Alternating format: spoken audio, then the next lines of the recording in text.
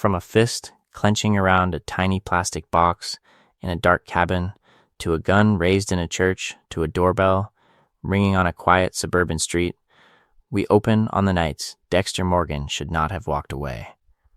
Doak stands in that Everglades cabin, blood slides glinting between his fingers, the entire Bay Harbor butcher investigation, suddenly, perfectly framed. We freeze a heartbeat before he turns, before the plan, the code, the illusion of control, all finally catch up.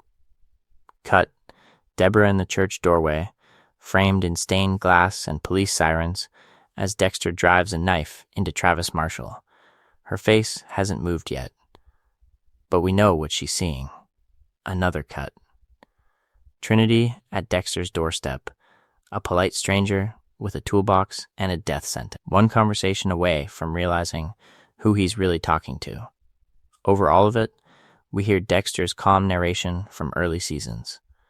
The language of order. Stalk the target. Confirm the evidence. Prepare the kill room. His voice describes precision while the images show collapse, plans slipping, investigations converging. The central question is already forming in our heads, even if no one says it out loud. Is this control, or is this a man being carried by luck through a minefield he doesn't fully understand? Let's kick things off by letting the images answer first. LaGuerta alone in that shipping container, the Bay Harbor butcher case finally adding up, her flashlight catching plastic wrap and drag marks. We pause a frame before Deb's gunshot. A security camera in a parking garage swivels away just as a familiar silhouette passes under it, the red light blinking off at the perfect second. Somewhere else, a phone rings, pulling a witness's gaze away from Dexter's face as he slips past in a crowd. A car alarm explodes into the night, sending a neighbor to their window one beat too late to see a body loaded into a trunk. We don't name these moments yet, we just stack them. 1, 2, 3, short escape. Narrow miss, investigation derailed. In this video, we're going to come back to each of these and break down the psychology of why they feel earned when, statistically, they look absurd. For now, the montage accelerates. Doak's shouting in the cabin, frozen. Deb in the church, frozen. LaGuerta in the container, frozen. Trinity on the doorstep, frozen. Each major section will later trace how these scenes are not outliers, but the natural trajectory of a life built on a failing code and rescued again and again by coincidence. Then, everything drops to silence. Dexter alone in the logging camp from New Blood, surrounded by snow and felled trees, the ocean of Miami replaced by dead wood and empty sky. This is where all that luck leads. A man who outlived his own story. Hard cut back to Season 1 Miami. Sun, humidity, blood spatter on clean lab glass. To keep this clear, the focus is not just on what Dexter does next, but on how many times he should have already been dead. If this many plans almost fail on screen, how many invisible dice rolls are we not seeing? So here's the uncomfortable pivot. Dexter isn't careful. Dexter is catastrophically lucky. From the outside, the fandom mythology is clear. He's the meticulous mastermind, the guy with the perfect plan, the perfect kill room, the perfect cover job that lets him dance through every investigation untouched. But when we actually watch the footage, when we slow down the near misses and track the evidence, something else appears. His plans fail constantly.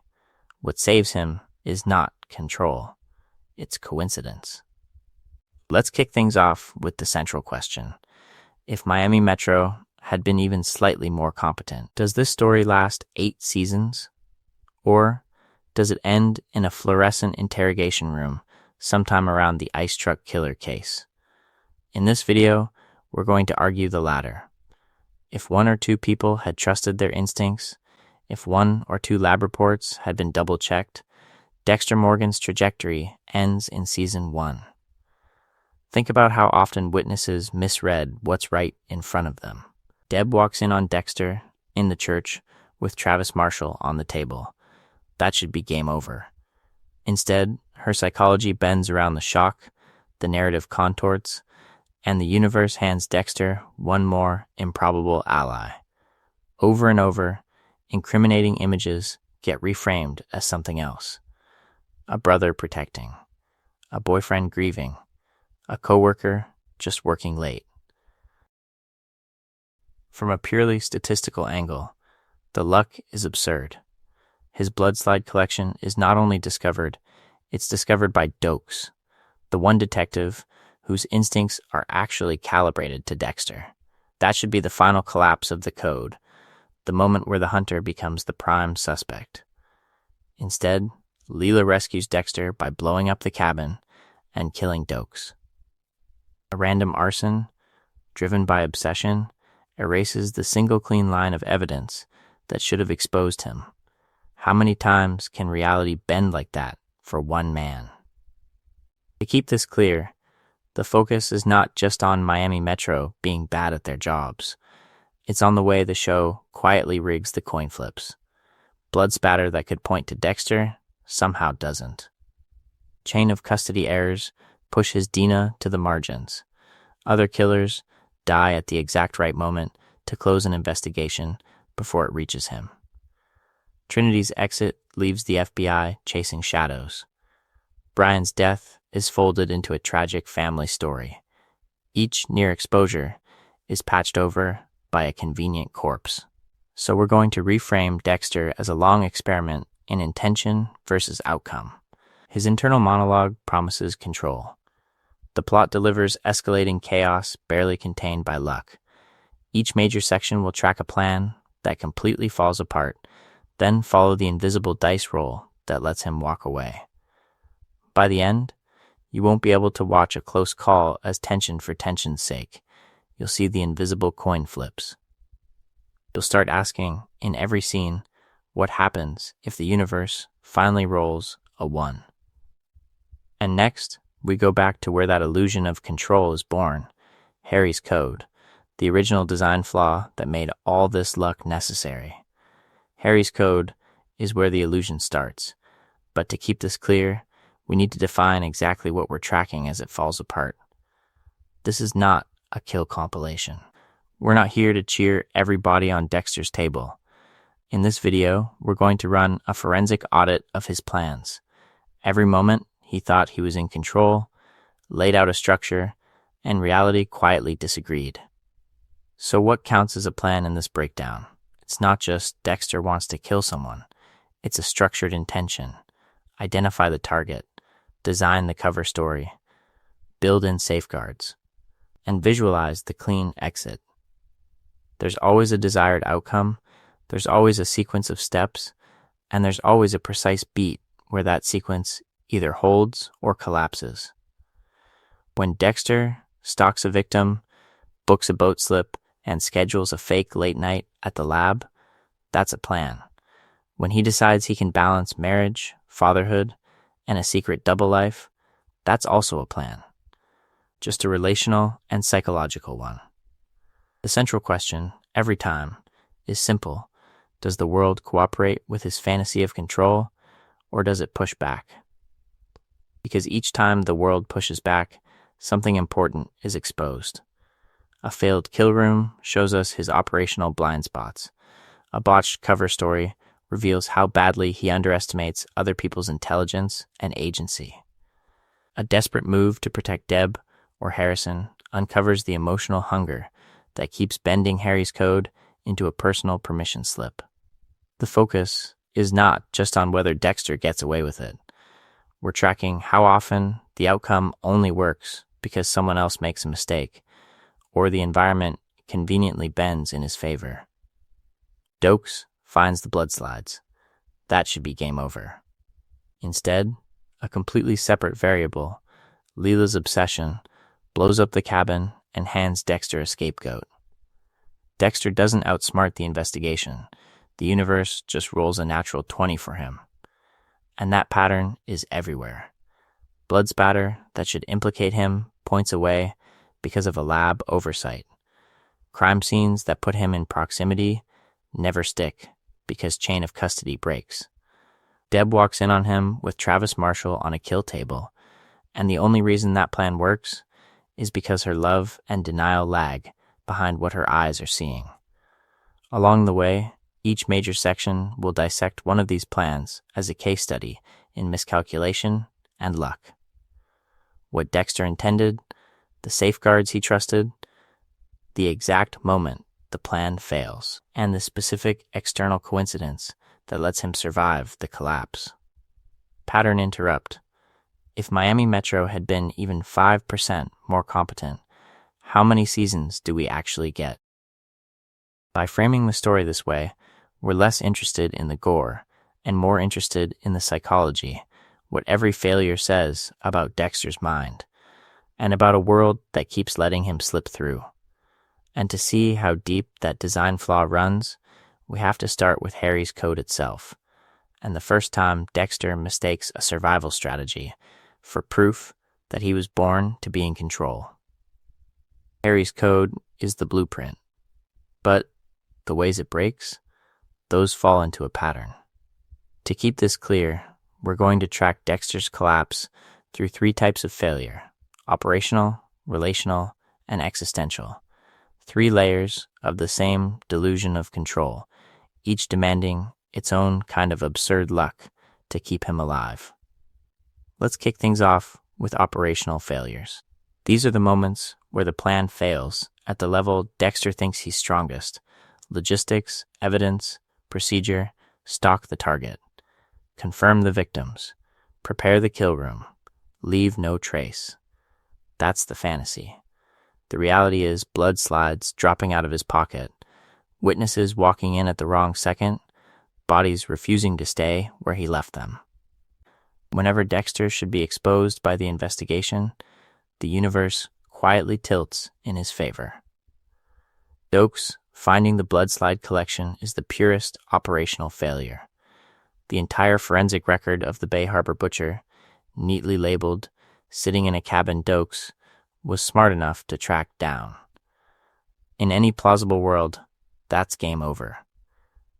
The central question isn't how careful is Dexter, but how incompetent does everything around him have to be for this not to end in handcuffs? The answer arrives in the form of Lila, who wanders in, blows up the cabin, kills Dokes, and erases the evidence. Dexter doesn't outplay the system there. He's rescued by coincidence and someone else's chaos. Relational failures cut even deeper. These are the times Dexter misreads people, not crime scenes. He underestimates Deborah's intuition, overestimates Rita's innocence, treats Dokes' suspicion like noise, and projects his own darkness onto Miguel, Hannah, and Lumen. The focus is not just on who he kills, but on how every emotional entanglement becomes a live wire, running straight through his plans. Miguel Prado is the template. Dexter thinks he's found a student, maybe even a friend, who can share the code, spread the burden, normalize the monster. Instead, Miguel weaponizes that access, breaks the rules, and starts freelancing murders under Dexter's banner. That's not a tactical error, it's a psychological one. And yet, Miguel's death and the convenient closure of that case let Dexter walk away with the wrong lesson, that he can keep recruiting people into his world without consequences. Then there are the existential failures, where the entire double life is on the brink of public collapse. Bay Harbor Butcher. Trinity's fallout. LaGuardia's quiet, relentless investigation. These are the arcs where the show itself seems ready to snap the illusion and admit what Dexter really is. Each major section will show how close we get to that edge. LaGuardia tracking him to the shipping container is the existential moment distilled. She has the pattern, the history, the motive, the scene. Dexter on his knees with a plastic sheet and a gun. In any rational trajectory, that's the end of the story. Instead, Deborah walks in, makes an impossible choice, and reality resets again.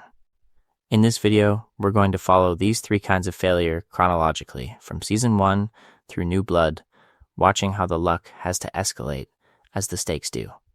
Along the way, we'll see that every narrow escape isn't proof of Dexter's control. It's proof that his world has to keep warping around him just to let the next disaster happen. So to keep this clear, let's kick things off with a straight roadmap of where we're headed.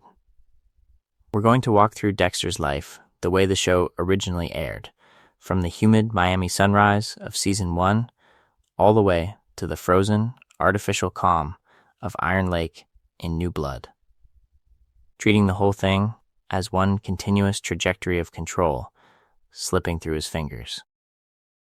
Each major section will lock on to a specific plan in a specific season, what Dexter thinks will happen, the safeguards he believes in, the exact instant where luck, not skill, keeps him alive.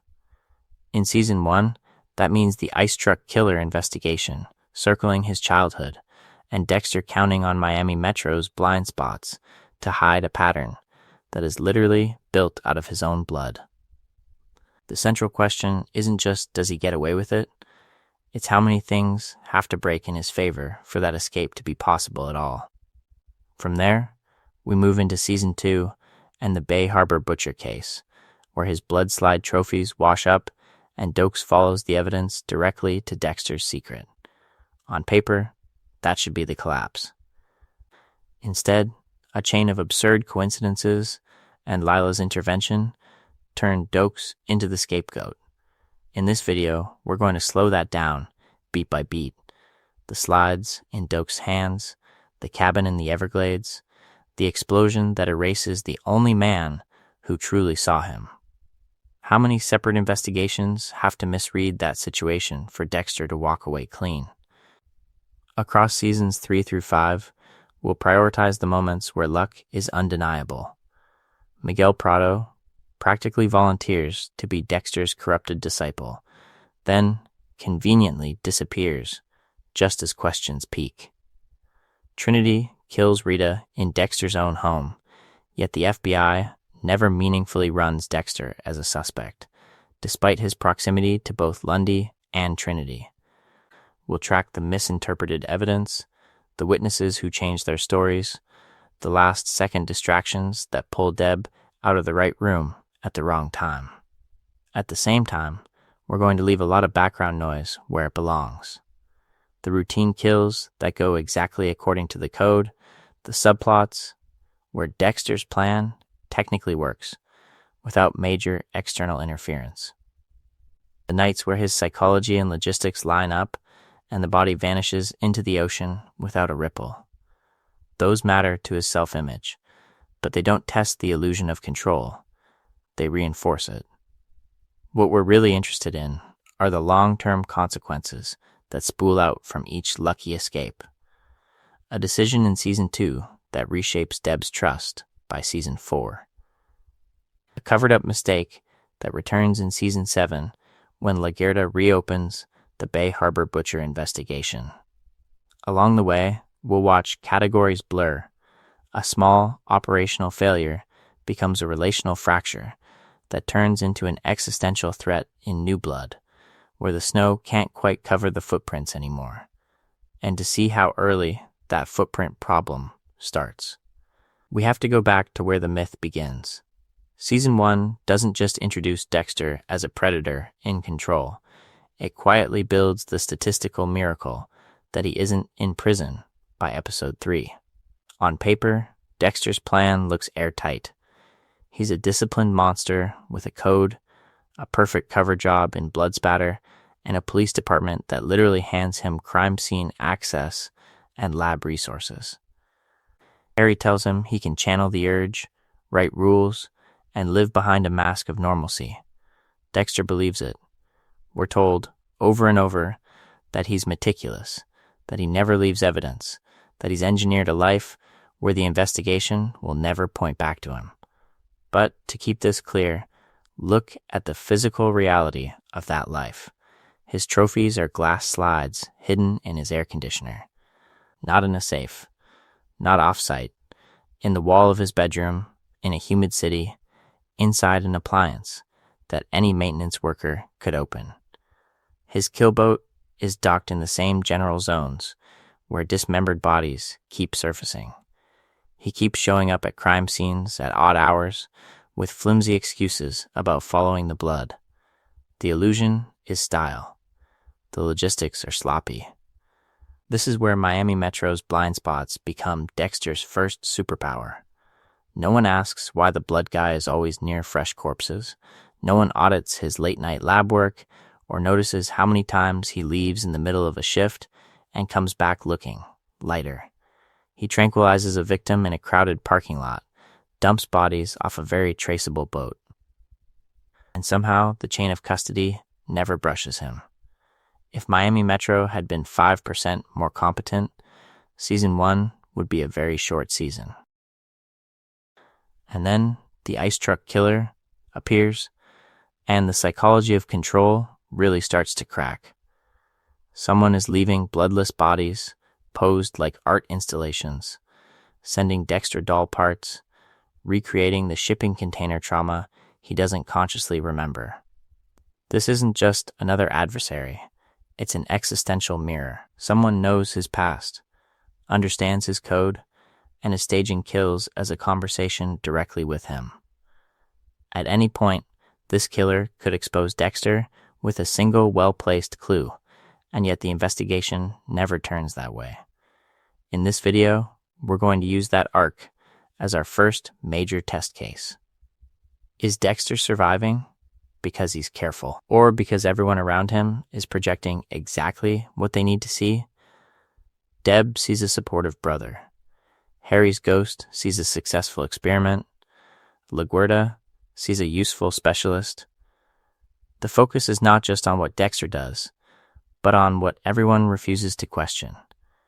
Because once we watch how Season 1 resolves that game with the ice truck killer, a darker pattern snaps into view, and the next season will turn that lucky escape into something much more dangerous. And that brings us to Dexter's first big game, the one that should have ended the investigation, the code, and the entire fantasy in Season 1. Instead, it plays out like a private scavenger hunt between two killers, while Miami Metro stands 10 feet away, reading the wrong script. Let's kick things off with Dexter's intention. From the moment the ice truck killer starts leaving bloodless bodies and neat little tableau, Dexter doesn't treat it as an active case. He treats it as a love letter. He studies the Barbie parts in his apartment, decodes the chopped-up hooker in the hotel room, and follows the refrigerated breadcrumbs as if he's solving a personal puzzle designed just for him. He engages with the messages, not to stop the killer quickly, but to deepen the connection. That choice is already a failure of the code. Harry's rules are supposed to minimize risk, avoid attention, and never jeopardize the cover story. Yet Dexter withholds insights that would accelerate the investigation. He doesn't tell the team how specific the dismemberment is to his childhood trauma. He doesn't mention that the killer clearly knows his history, his job, his psychology. The focus is not just on catching a predator. For Dexter, it's on savoring the attention. To keep this clear, look at the moments that should have lit up every cop in the room. Dexter walks into those refrigerated crime scenes with an almost uncanny calm. Where others gag, he smiles. He has instant, eerily accurate reads on the killer's process. From the precision of the cuts to the choice of transport. When he sees the dismembered body laid out on the ice rink, his emotional reaction is way too personal, closer to recognition than horror.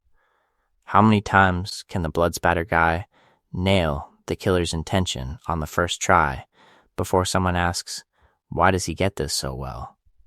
But luck steps in wearing Brian's face. The central question isn't just why doesn't Dexter get caught, it's who is actively protecting his illusion of control. Brian is obsessed with reunion, not victory.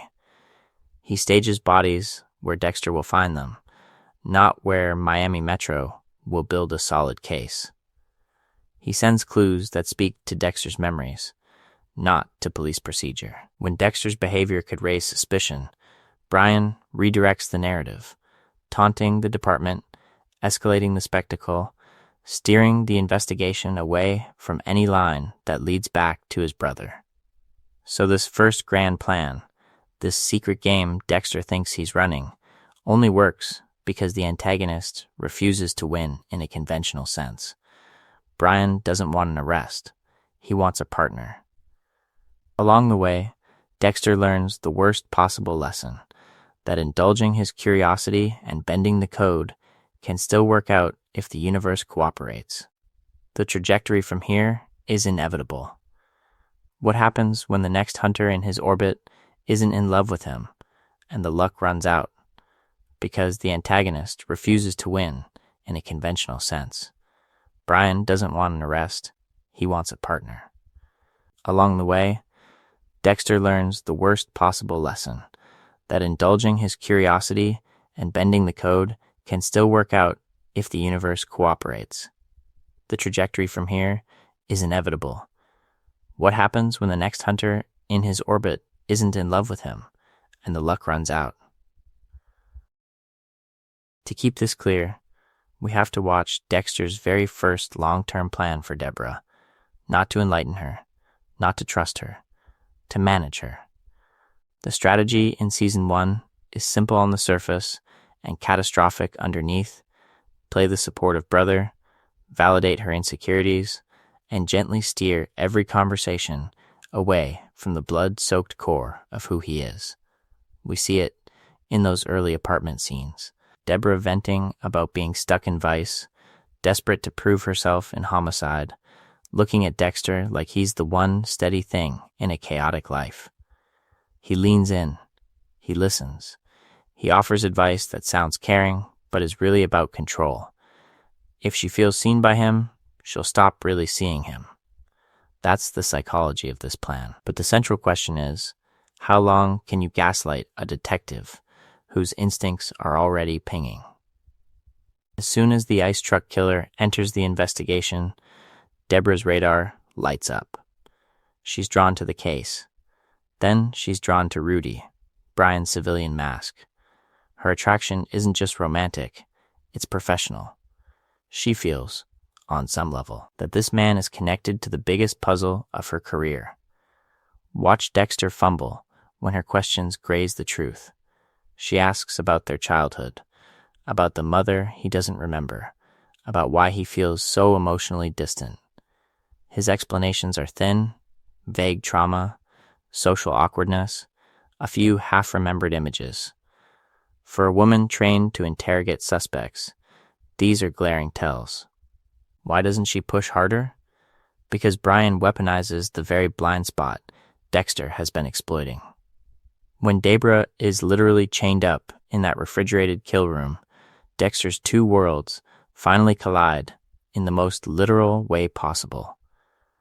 The code, the investigation, the sister he's been protecting by omission, all trapped in the same space. Any rational version of this night should end with Deborah knowing far more about Dexter than he ever intended to share. Instead, Luck walks in wearing her own longing. Dexter kills Brian off-screen from Deborah's perspective. She wakes up to a narrative already in place. Her brother tracked the killer, saved her, and survived. She doesn't see the hesitation, the shared language, the way Dexter stands over Brian's body like he's mourning a future that just died. She sees a hero. In this video, we're going to keep returning to this pattern. Other people do the interpretive work that keeps Dexter safe. Deborah's need for family, for one person who won't abandon or betray her, overrides the logical questions any detective would ask. Why did Dexter get there first? How did he find the killer's lair? Why does he seem more devastated than triumphant? This is an early relational failure disguised as a win. Dexter doesn't actually control Deborah here. He survives her. He gambles that her emotional hunger will outrun her investigative instincts. And the universe, again, pays out. But how many times can he expect that same luck when the lies get bigger, the bodies get closer, and the code starts to crack under its own weight. Season 1 makes that gamble look almost rational, because the entire world around Dexter is rigged to misread him. If Miami Metro had been 5% more competent, Dexter would have been arrested before the Bay Harbor Butcher was even a phrase. Let's kick things off with the most basic operational problem, his routine. Night after night, he takes the same boat out from the same marina in the same city and dumps dismembered bodies in a remarkably consistent stretch of ocean. That is not a plan. That is a pattern, begging for an investigation. Any half-decent analyst cross, referencing marina logs, fuel usage, and tide patterns, would have ended up staring straight at the slice of life. To keep this clear, Dexter doesn't just live near crime. He orbits it. He's at the ice truck killer scenes. He's at Deb's cases. He's at random homicides that just happen to involve his extracurriculars. Season 1 quietly normalizes the idea that the blood guy is always there. But if we step back from his narration, the central question becomes obvious. Why does no one ever treat his constant proximity as its own piece of evidence? Then there's the blood itself. Dexter is a blood spatter analyst who spends his nights bathing in arterial spray, plastic fibers, and trace transfer. Yet the blood in this season, miraculously, never points back to him. No stray droplet in his car, no microscopic trace on his shoes, no weird overlap between lab samples and whatever is probably still under his fingernails. The statistical unlikelihood of a man living that double life and never once popping on a lab screen is staggering. We watch him manipulate that system from the inside. Early on, he clarifies patterns on the ice truck killer scenes, nudging interpretations away from his own history. He withholds the connection between the chopped-up Barbie doll and his childhood. He downplays how personally targeted he is. No one cross-checks his work, no one demands a second analyst, and no one asks why the guy with obvious trauma around blood is also the one defining the narrative of the investigation. Here's the pattern interrupt. The show sells this as brilliance. But operationally, it reads as something much dumber and much darker. Miami Metro's incompetence is his real superpower. We see casual scene security, detectives joking through active crime scenes, evidence bags passed around like props. Chain of custody feels more like a suggestion than a procedure, and that culture of looseness is exactly what keeps Dexter's trail from ever hardening into a case. In this video, we're going to keep returning to this gap between what the world thinks it's doing and what it's actually enabling. Season 1 only feels grounded because we're hypnotized by Dexter's voiceover. Strip that away, and his survival already looks less like control and more like a string of suspiciously lucky breaks, setting the trajectory for every collapse that follows. Season 2 takes that string of lucky breaks and dumps it straight into the ocean with Dexter's victims. Then it drags it all back up. We open with the nightmare scenario, divers pulling dozens of neatly wrapped garbage bags from the bay, the exact place Dexter thought his control was untouchable. The investigation stops being abstract. No more some killer out there. Miami Metro names it. The Bay Harbor Butcher. A task force. Federal attention. For the first time, the caseboard on the wall is literally a portrait of Dexter's own work. To keep this clear, the stakes aren't just high, they're terminal. Operationally, his entire disposal system is exposed in a single day. Relationally, the person most suspicious of him, Dokes, is now embedded in the very investigation that could end him.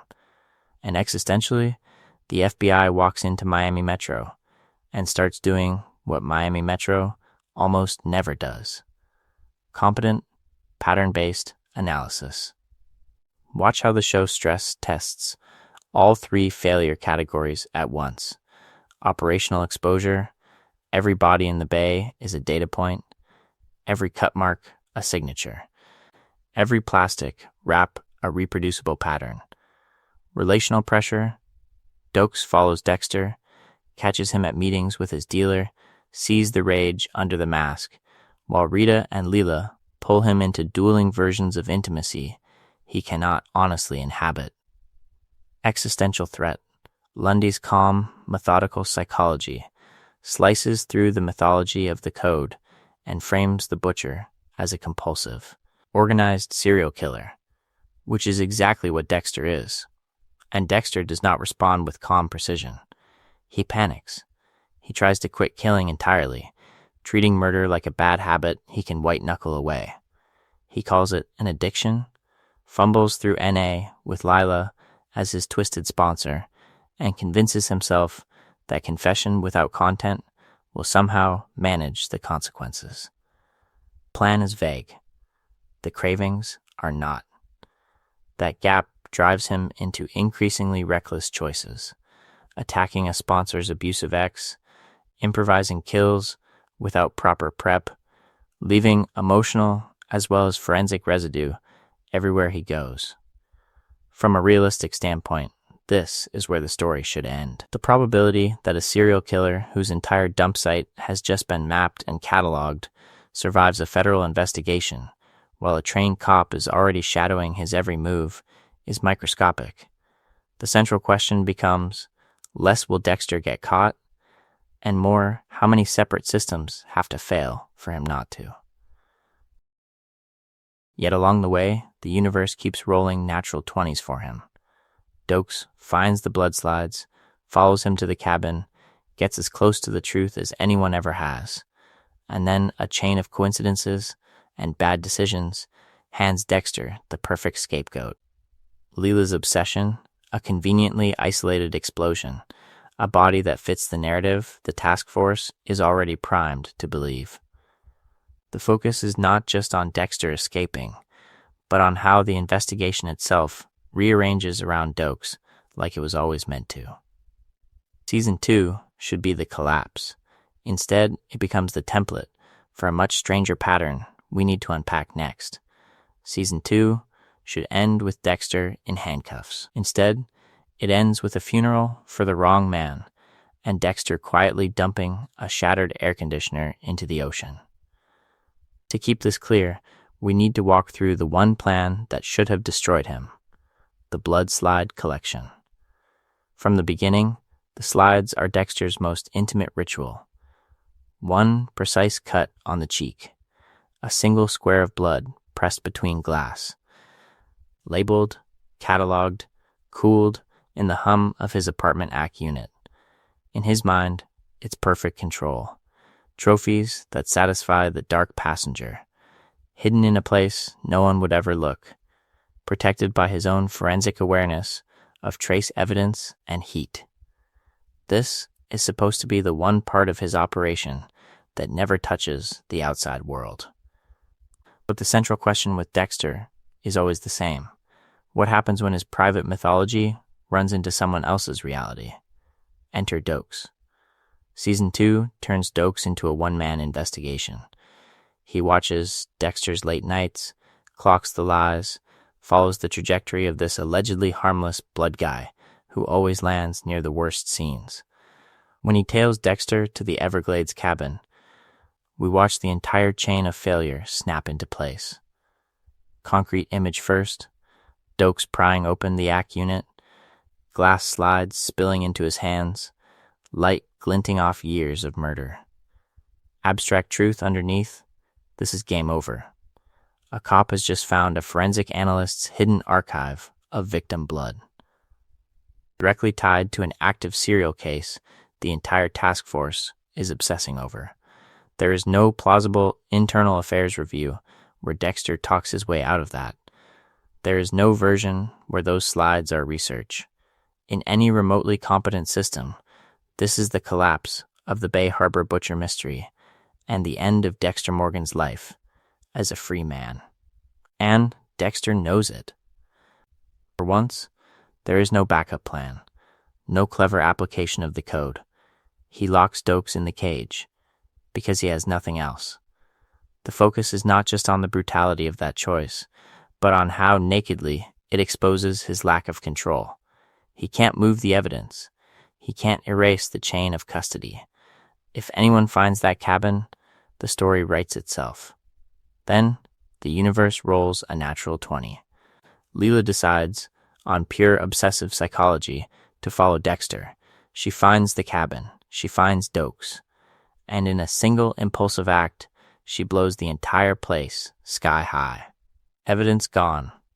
Witness gone.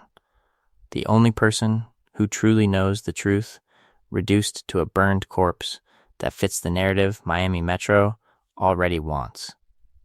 Dexter does not mastermind this. He doesn't anticipate Leela's trajectory, doesn't engineer her arrival, doesn't even understand the depth of her fixation until after it saves him. His worst operational failure is scrubbed clean by someone else's chaos. What should have been a guaranteed life sentence becomes a tragic convenience he's all too willing to accept. And once he survives that, the lesson he takes forward is poisonous. If the blood slides can burn, and he still walks away, what plan could possibly be too risky next? And that poisonous lesson feeds directly into the most audacious gamble of his early trajectory. The cabin explodes, Dokes' body is charred beyond recognition, and Dexter makes a pivot that tells us everything about his psychology. He doesn't just escape, he decides to lean in.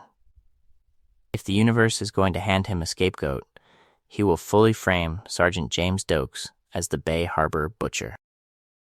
Let's kick things off with what that actually means in terms of the investigation. Dokes isn't some random drifter. He's ex-Special Forces, a decorated cop, the one guy at Miami Metro whose moral code is visibly non-negotiable.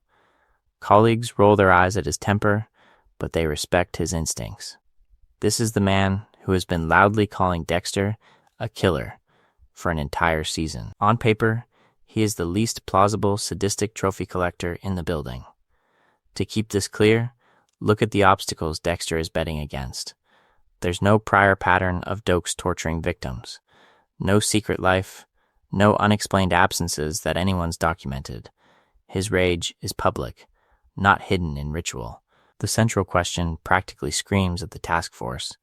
How does a straight-arrow soldier with a spotless record secretly become a meticulous dismemberer without leaving any intermediate steps? The answer they accept is, he just did. Case closed. But the only reason they can accept that is because luck stacks up in Dexter's favor in ways that border on statistical parity.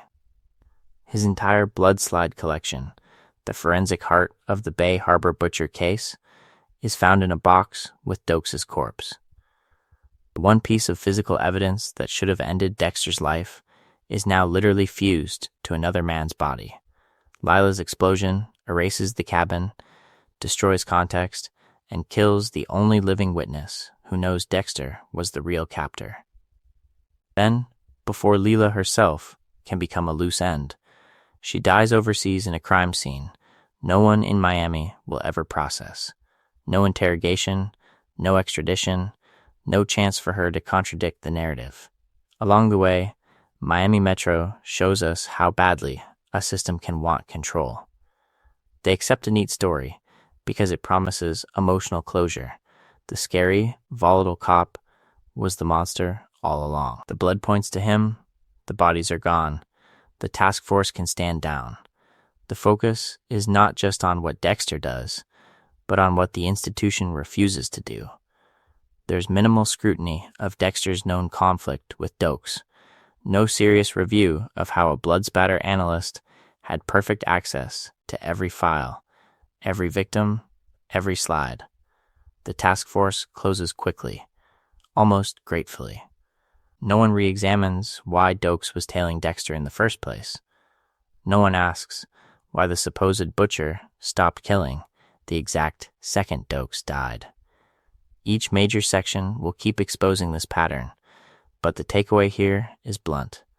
The frame job only works because everyone involved chooses the easiest story over the hardest truth. Dexter doesn't outsmart the system, he rides its hunger for resolution. And once that gamble pays off, how could he possibly believe his luck will ever run out? And once that gamble pays off, how could he possibly believe his luck will ever run out? Season 2 answers that by pushing his luck into the most volatile arena possible, intimacy. Instead of hiding behind evidence and procedure, Dexter hides behind feelings, or at least the performance of them. And the plan he comes up with to survive the Bay Harbor Butcher investigation is one of his most reckless. He tells Rita he's a drug addict. Let's kick things off with how calculated that lie is on paper. Dexter needs a story that explains disappearing at night, erratic behavior, secret meetings, and mounting tension around an investigation he's literally at the center of. Addiction shame fits perfectly. It's private, it's stigmatized, and it gives him a built-in excuse to avoid questions. The central question is not why are you covered in blood? It becomes, why won't you open up about your problem? But the second he says I have a habit, the lie grows legs. Rehab enters the picture. Group meetings. Schedules he can't fully control. Other people watching him. To keep this clear, Dexter trades one contained cover story for an entire parallel life he now has to maintain. And into that space walks Leela. Leela, as his sponsor, is, in theory, a clever emotional buffer. She can vouch for him, coach his performance, even redirect Rita's anger. In practice, she's a walking escalation engine. She stalks him, tracks his movements, breaks into his world, and keeps pushing him toward authenticity he can't afford. When she burns down her own apartment to keep him close, we're watching the psychology of obsession collide with Dexter's fantasy of control. Look at the near exposure chain that follows.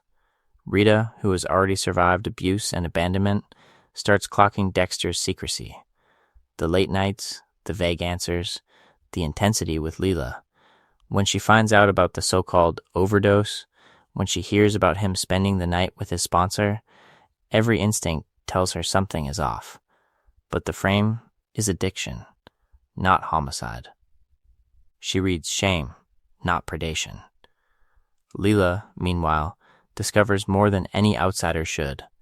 She sees his darkness in those rage episodes, senses that his addiction isn't just to substances, and literally follows him into dangerous spaces. Deborah, still raw from the ice truck killer, looks at this chaotic British arsonist glued to her brother and feels every alarm bell ring. Her investigation brain is online. Why is Dexter so bound up with this woman? What are they hiding? And yet, luck keeps intervening as distraction and emotional framing. A fight with Rita becomes about trust, not truth. Leela's extremity, arson, kidnapping, murder, makes Dexter look comparatively stable. Deb's suspicions get rerouted into protecting Dexter from a toxic relationship instead of interrogating what, exactly, he's protecting underneath it. Along the way, we see the same pattern as with Dokes, just translated into romance. Dexter doesn't outsmart these women. He survives their proximity because their own wounds, desires. And narratives bend the evidence into something they can live with. They see a damaged man trying to get better, not a serial killer refining his cover. And that misreading doesn't just save him in season 2, it sets the trajectory for every future relationship he will weaponize. Because if a single addict lie can hold this much weight, what else might he think he can explain away? Because if a single addict lie can hold this much weight, what else might he think he can explain away? Season 3 answers that by handing Dexter the one thing he has never had before, an admirer with actual power. We open on a mistake, not a calculated kill, not a carefully vetted monster, but Dexter stabbing an apparently dangerous target in self-defense, only to discover the man was an innocent, Oscar Prado, blood on his hands that even the code can't sanitize. And then, at the crime scene, the universe rolls another impossible success for him. Oscar's brother, Assistant de Miguel Prado, locks eyes with Dexter and doesn't see a murderer. He sees a useful ally. In this video, we're going to treat that moment as the hinge of the entire season. From a syringe sinking into the wrong neck to a grieving prosecutor thanking Dexter for trying to help, we watch a catastrophic error get rebranded as fate. Dexter decides this isn't just luck, it's an opening. If Harry could shape him with a code, why can't he now shape Miguel into a controlled partner? To keep this clear, Dexter's plan has 3 layers. Recruit a fellow predator. Teach him the rules. Use that bond to manage his own loneliness without risking exposure. On paper, it's elegant. He walks Miguel through the ritual, explains the code. Frames it as a moral upgrade rather than a murder license. The focus is not just on killing together, but on Dexter believing he can export his system into another human being and still stay in control. But this is a massive relational gamble, masquerading as strategy. Dexter assumes he can calibrate Miguel's ethics, regulate his emotions, and keep his own identity walled off. He underestimates the psychology of being seen. Miguel praises him, confides in him, even shares family dinners. For the first time, Dexter feels chosen rather than concealed. How do you maintain clinical distance when the person you're training keeps telling you you're right? Here's the twist the season plays with. While Dexter thinks he's the mentor, Miguel is running his own investigation. He studies Dexter's methods, tests the boundaries of the code, and quietly gathers leverage. That smile on the rooftop, that interest in the Skinner case, that insistence on picking his own targets, these are not random character beats. They're the signs of a parallel plan forming. The central question becomes, who is actually in control of this partnership? On the surface, Dexter sets the rules.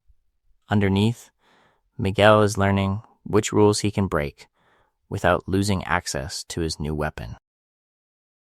And that's where the tension for our lens really crystallizes. Dexter's attempt to build a controlled partner is fundamentally flawed. He can't even control his own impulses, but now he's franchising the code. The only things that stop this from ending in mutual destruction are Miguel's arrogance and a string of lucky breaks that let Dexter move first. Because once Miguel starts deviating from the code, picking personal enemies, and savoring the power, the risk curve spikes. Will Miguel expose Dexter to protect himself, or drag him into a killing spree that corrupts the entire system beyond repair? The answer is less about who dies, and more about what part of Dexter's illusion has to die with him. Miguel isn't just a risky ally, he's a walking breach in Dexter's firewall. The moment Dexter decides to train him, the code stops being a private containment system and becomes a shared operating manual for disaster.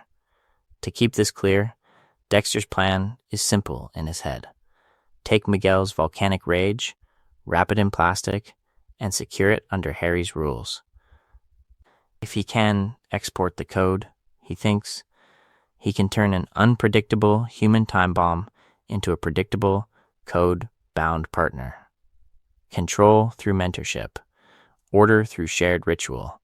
It's the fantasy that the system that barely contains Dexter's psychology can be franchised out like a vigilante toolkit. But from Miguel's first kill, the cracks are obvious. He doesn't just follow Dexter into the kill room, he revels in it. The thrill in his voice, the way he stands over the wrapped body, the way he tastes the power rather than the responsibility, tells us everything. This is not about justice for Miguel. This is about dominance, about finally being above the law he's supposed to uphold, and that thrill immediately collides with Dexter's need for control. Miguel starts bending the rules, then ignoring them. He pushes for targets that are personal enemies, not vetted threats. He lies about evidence. He skips the investigation step entirely because the code, to him, is just branding. The central question becomes, is Dexter training a partner or manufacturing his own exposure? Because structurally, this is one of the most dangerous plans Dexter ever runs. Miguel knows the plastic, the tools, the pattern. He knows Dexter's hunting ground, his late nights, his research trips. He has full access to crime scenes and the political clout to steer attention. If this alliance sours, Miguel can implicate Dexter with a single detailed statement. One conversation with Internal Affairs, one carefully guided search, and the Bay Harbor Butcher investigation suddenly has a living, breathing informant. Along the way, we watch luck quietly do more work than Dexter's supposed precision. Miguel's arrogance escalates faster than his strategy. He overplays his hand with Ellen Wolf, a defense attorney Dexter actually respects, turning a theoretical breach of the code into a direct attack on Dexter's values and social cover. By targeting someone Dexter cares about, Miguel stops being a complex moral puzzle and becomes an obvious threat the code can justify eliminating. This is the paradox. Dexter thinks he's managing a trainee. In reality, he's only saved because Miguel is terrible at subtlety. The sloppiness, the ego, the open hostility with Ellen, all make Miguel visible in a way that lets Dexter move first without drawing a straight line back to his own double life. No taped confession, no meticulous blackmail file, just a lot of bluster that dies with Miguel on that rooftop. So, Dexter walks away, appearing to win the season. But the victory is counterfeit. He doesn't outplay Miguel, he outlasts Miguel's self-destruction. The connection between them remains mostly untraceable, only because Miguel never weaponizes what he knows. And that pattern, surviving not through control, but through other people's failures, sets the trajectory for an even bigger relational collapse, waiting just off-screen. Deborah. Miguel's death should have been the moment the illusion shatters. A sitting assistant district attorney, mentor to half the city's power structure, turns up dead in what looks like a cartel hit, and somehow Dexter walks through that blast radius untouched. Let's kick things off with the plan itself. Dexter doesn't just improvise in an alley, he engineers a narrative. He stalks Miguel, confirms the pattern of his kills, prepares the kill room with the precision of someone who believes the code and the crime lab give him total control. Then he stages it as payback from the Skinner's world, leaning on Miguel's history with violent cases and cartel prosecutions. The enemies are already on the board. Dexter just nudges the pieces. On paper, it's elegant. In practice, it should be a career-ending risk. Miguel is high profile. He's in the middle of a volatile election season. He's been seen with Dexter repeatedly, from bar meetings to late-night strategy sessions. The timing lines up with Freebo, Tegan, Ellen Wolf, and a string of bodies that all orbit the same social circle. Any competent investigation would at least ask the central question: why does this mild-mannered blood guy keep showing up at the edges of Miguel's chaos? To keep this clear, look at how the investigation actually unfolds. The Prado family grief immediately weaponizes old grudges. La Guerta zeroes in on Miguel's professional enemies. The mayor's office and the press demand a quick answer, not a deep one. Gangland retaliation is politically convenient, psychologically comforting, and narratively simple. A messy internal conspiracy between a beloved Ada and a Miami Metro bloodspatter analyst that would collapse public trust in the justice system they're all invested in preserving. So they follow the path of least resistance. They chase cartel rumors. They lean on the Skinner. They accept that a man who made his reputation putting away killers would die at the hands of one. The focus is not just on evidence, but on maintaining a story where the monsters stay outside the institution. And this is where Dexter's luck does the heavy lifting. No one aggressively reconstructs his last night with Miguel. No one pulls every phone record, every surveillance camera, every witness who saw them together at the bar. Any inconsistencies in timelines, any gaps in Dexter's movements, get swallowed by the collective relief of having a clean explanation. Along the way, LaGuerta's private suspicion of Miguel becomes the pressure valve. Once she can pin Ellen Wolf on him, the system feels justified, closing the book. Dexter's operational competence is only half the story here. The other half is a justice system desperate to believe its own myth, that corruption is an outlier, and evil comes with gang tattoos, not security badges. The trajectory from Miguel to Deborah will show how long that denial can hold before it breaks, and what happens when the monster at the blood table is finally impossible to externalize. That denial hits its breaking point in Season 4, because this is where Dexter stops playing it normal and tries to industrialize it. Husband, father, blood spatter guy, vigilante, all running in parallel, all under one roof, all under one increasingly fragile plan. We open with diapers in the trunk next to plastic sheeting, late-night feedings stacked on top of late-night stalking. Dexter is now responsible for Rita, Astor, Cody, and baby Harrison, while still clocking in at Miami Metro and maintaining his kill schedule. The stakes aren't just higher, they're layered. Every missed call is a family crisis and a potential investigative lead slipping away at the same time. Every nap he doesn't get turns into a concrete operational failure.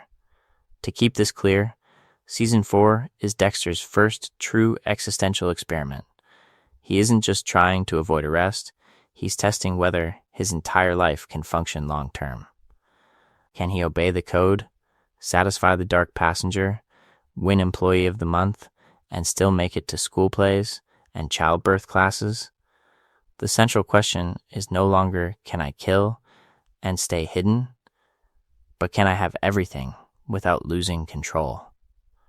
That's why Trinity hits so hard.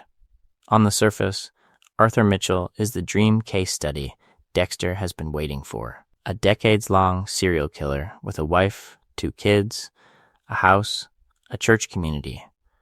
The focus is not just on Trinity's body count, but on the illusion he offers, the fantasy that you can build a stable, suburban shell around a bottomless pit of violence and never have the two collide.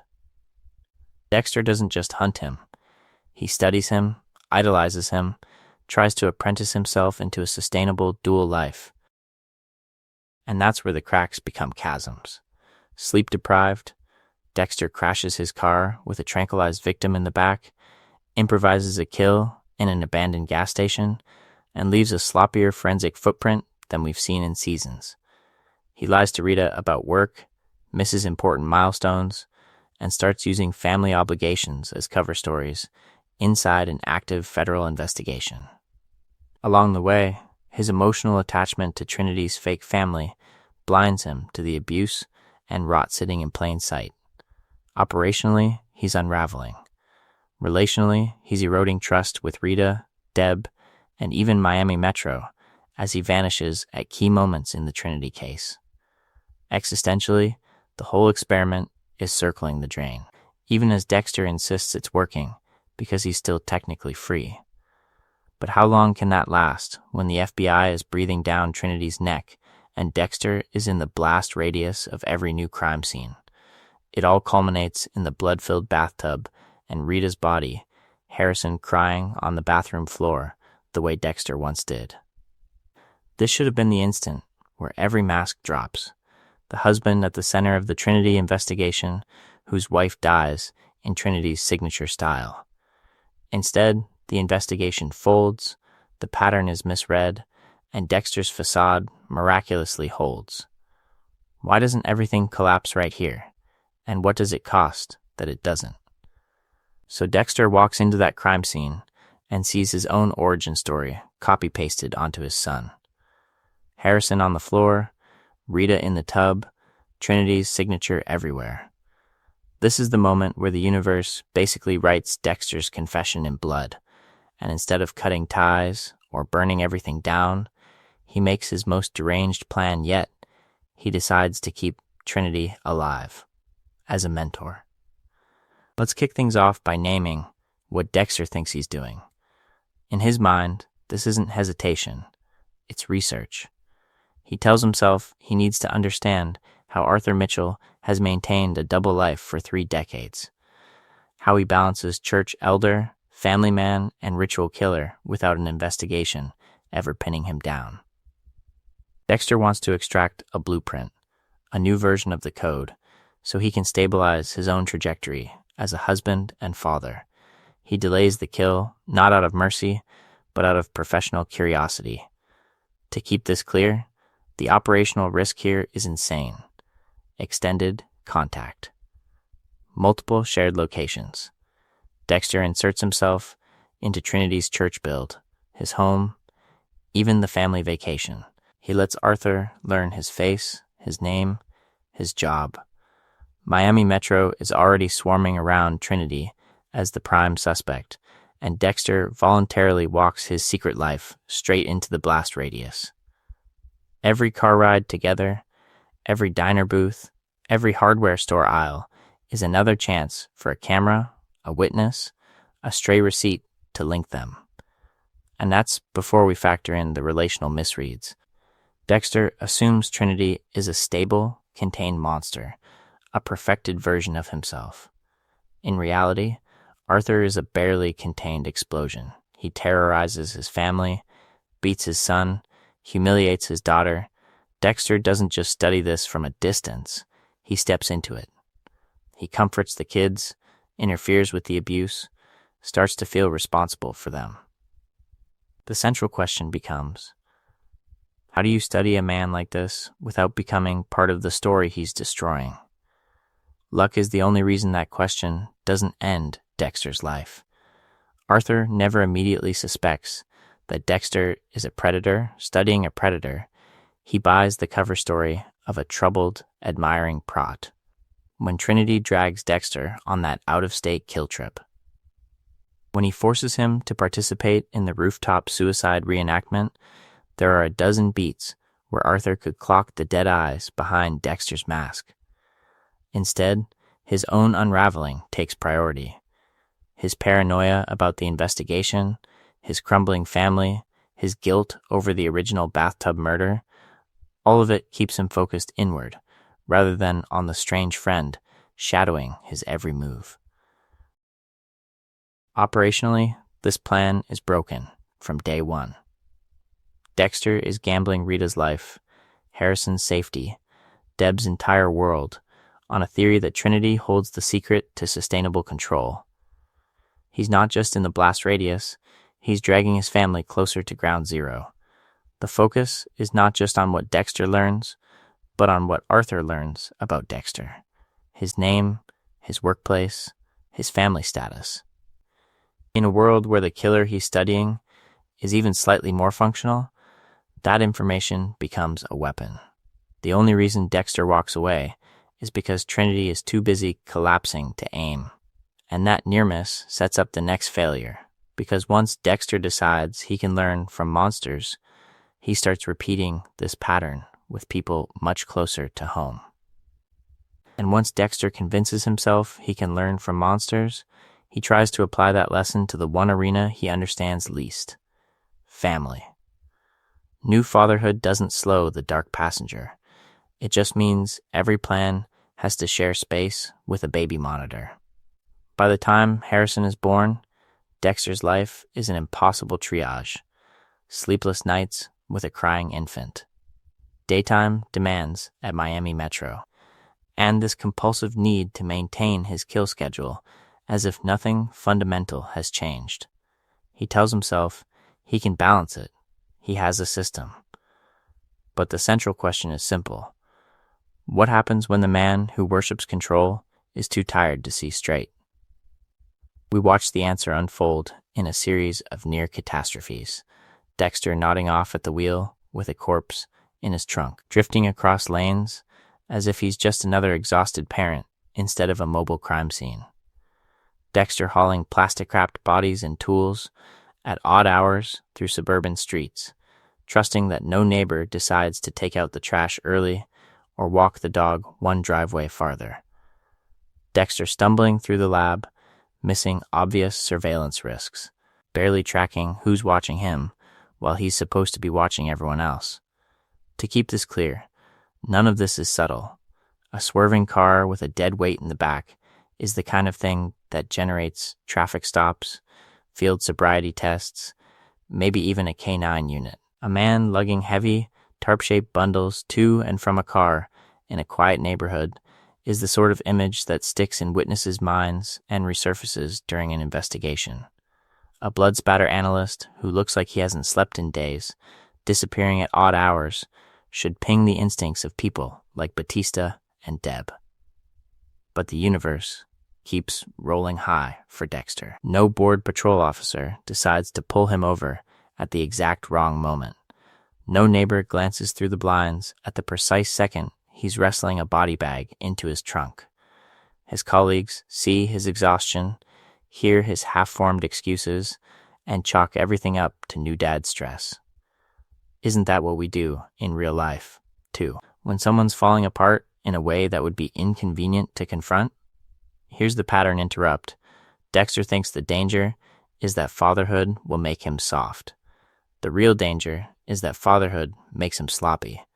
His rituals shrink, his prep time erodes, his vaunted precision becomes a story he's telling himself, while probability quietly does the heavy lifting. The focus is not just on the kills he completes, but on the number of coin flips that land in his favor before anyone notices how often he's gambling. Each major section will keep showing this, but this is the hinge. By this season, Dexter's belief in his own meticulous design is already outdated. He's not outwitting the world, he's surviving on a streak that could end with a random traffic stop. A curious neighbor, or a partner, asking one extra question. The next time the coin lands wrong, it won't just be his plan that collapses. It will be the entire life he claims he built for Harrison. And that brings us to the moment when those quiet probabilities finally turn and the people closest to Dexter stop misreading the evidence in front of them. This is where the coin should finally land on its edge and stay there. Dexter walks into his own front yard, follows a trail of tiny red footprints, and finds Harrison sitting in a pool of blood while Rita bleeds out in the bathtub. The image is surgical in its cruelty, his son reenacting his origin story, his family fantasy literally soaked in the past he thought he'd contained. In a world with even a basic sense of investigative gravity, that tableau doesn't just generate grief, it detonates suspicion. Dexter is not a random widower. He is the blood spatter analyst attached to multiple serial investigations. He is the one who caught the ice truck killer, who worked the Bay Harbor butcher case from the inside, who just helped hunt Trinity. To keep this clear, we're not talking about a guy with bad luck. We're talking about the common denominator in a citywide trajectory of mass murder. The central question is simple. How does that man not become a person of extreme interest when his wife is killed in a way that mirrors his own childhood trauma? His connection to Trinity alone should light up every board at the FBI. Dexter was the one tracking Arthur. Dexter vanished on solo errands. Dexter's behavior in those final days was erratic enough that even Rita noticed something was off. Any competent profiler would at least ask whether Trinity was drawn to Dexter or whether Dexter's presence escalated the pattern. But the show pulls off a narrative magic trick. The focus is not just on the horror of Rita's body, it's on the convenience of the explanation that follows. Trinity is framed as a lone wolf whose last act was a tragic, almost random add-on. The FBI accepts the idea that he slipped away, found Dexter's address, murdered Rita, and left, all without meaningfully intersecting with Dexter's psychology. No one seriously interrogates why the killer chose this specific victim in this specific family tied to this specific cop-adjacent specialist. Dexter's luck compounds from there. Trinity dies in Dexter's kill room before he can expose anything, turning the only person who knows the full truth into a closed case instead of a witness.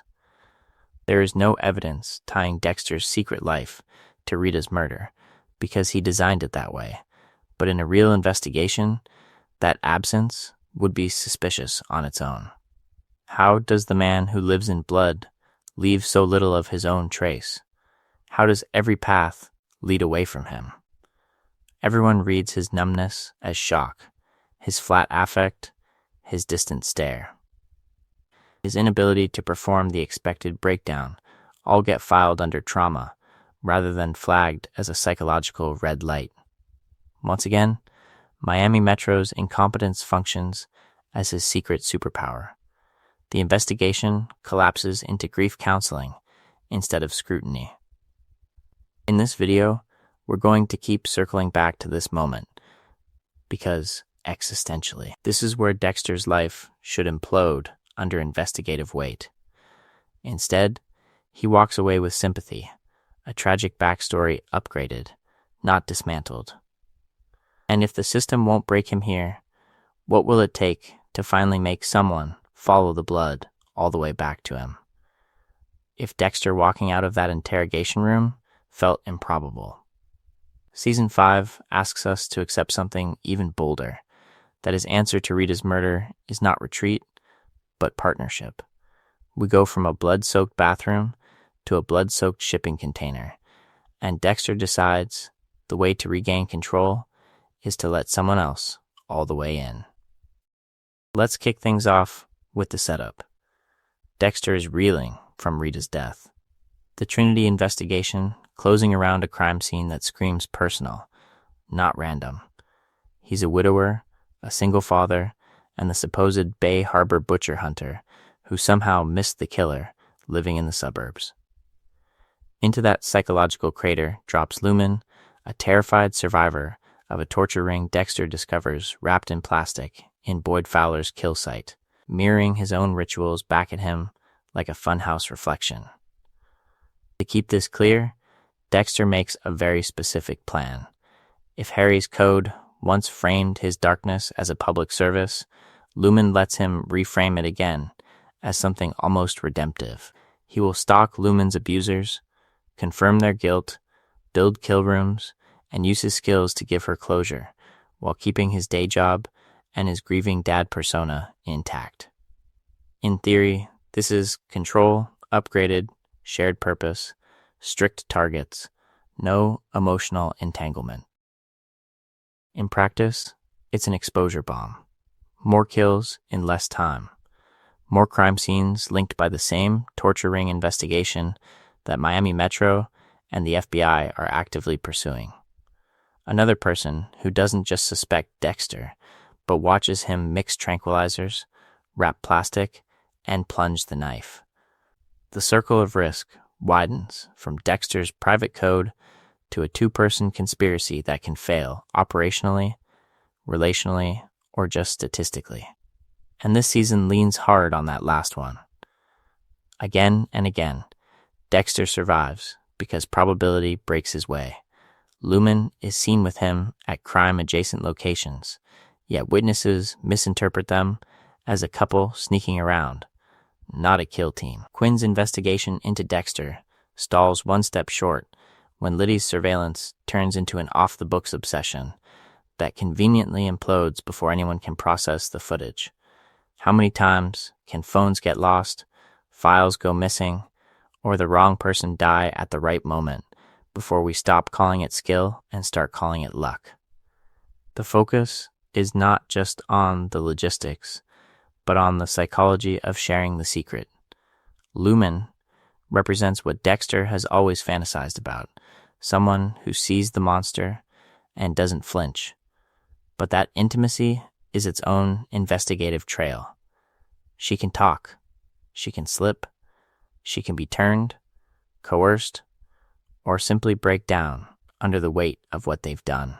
So the central question emerging from Season 5 isn't only whether Dexter can help Lumen finish her list, it's whether a life built on secrecy can survive being shared more than once. If the first confidant nearly destroyed him, and the second walks away with the full story, what does that do to the odds that the third time someone doesn't stay quiet? And nowhere is that statistical nightmare clearer than in the plan to take down Jordan Chase. In a season built on shared trauma and a shared kill list, Dexter and Lumen decide to end it all with one last, immaculate operation. On paper, it's elegant. Lure Chase away from his security, isolate him in a space soaked in his own crimes, and turn the abuser's stage into a courtroom and an execution chamber. To keep this clear, we're talking about a plan that has moving parts stacked on moving parts. There's the bait of Lumen's apparent recapture. There's the transfer of a living captive. There are multiple locations, the hotel, the road, the warehouse, that once functioned as a rape site and now doubles as a kill room. Every leg of that trajectory is exposed to chance, to witnesses, to surveillance cameras that, in any real investigation, would become a permanent record of their movements. We watch them drag plastic, set up restraints, and maneuver Jordan's body through industrial space that echoes with every footstep. Doors slam, metal clanks, Lumen screams. These are not subtle sounds. These are alarms waiting to happen. Yet no guard wanders in from a smoke break. No night shift worker checks the wrong door. No patrol car cruises by at exactly the wrong time. In this video, we're going to keep coming back to that gap between how dangerous a plan is and how little pushback Dexter actually gets from the world. Here, the operational risk is enormous. Chase has a full security detail, a public profile, and an ego that keeps him surrounded by people. All it would take is one guard insisting on coming along, one GPS ping from the SUV, one traffic camera catching Dexter loading a bound celebrity into a car, and the entire illusion of control collapses. Instead, the universe rolls another natural 20 for him. The guard who does follow gets dispatched cleanly. No one tracks the missing vehicle in time. The warehouse, which should be a magnet for forensic teams after the earlier rescue, sits quiet and unmonitored long enough for Dexter to reconstruct it as a kill room. The focus is not just on his meticulous plastic, it's on the sheer absence of random interference. Even inside the warehouse, the near misses stack up. Lumen's emotional volatility could spiral into noise. Chase's taunting could buy him time. The possibility of him having a hidden tracker, a backup plan, a recording device, never realized. Instead, his psychology does Dexter a final favor. He is so convinced he owns the narrative that he walks right into the trap, underestimates Lumen, and spends his last minutes monologuing instead of fighting for leverage.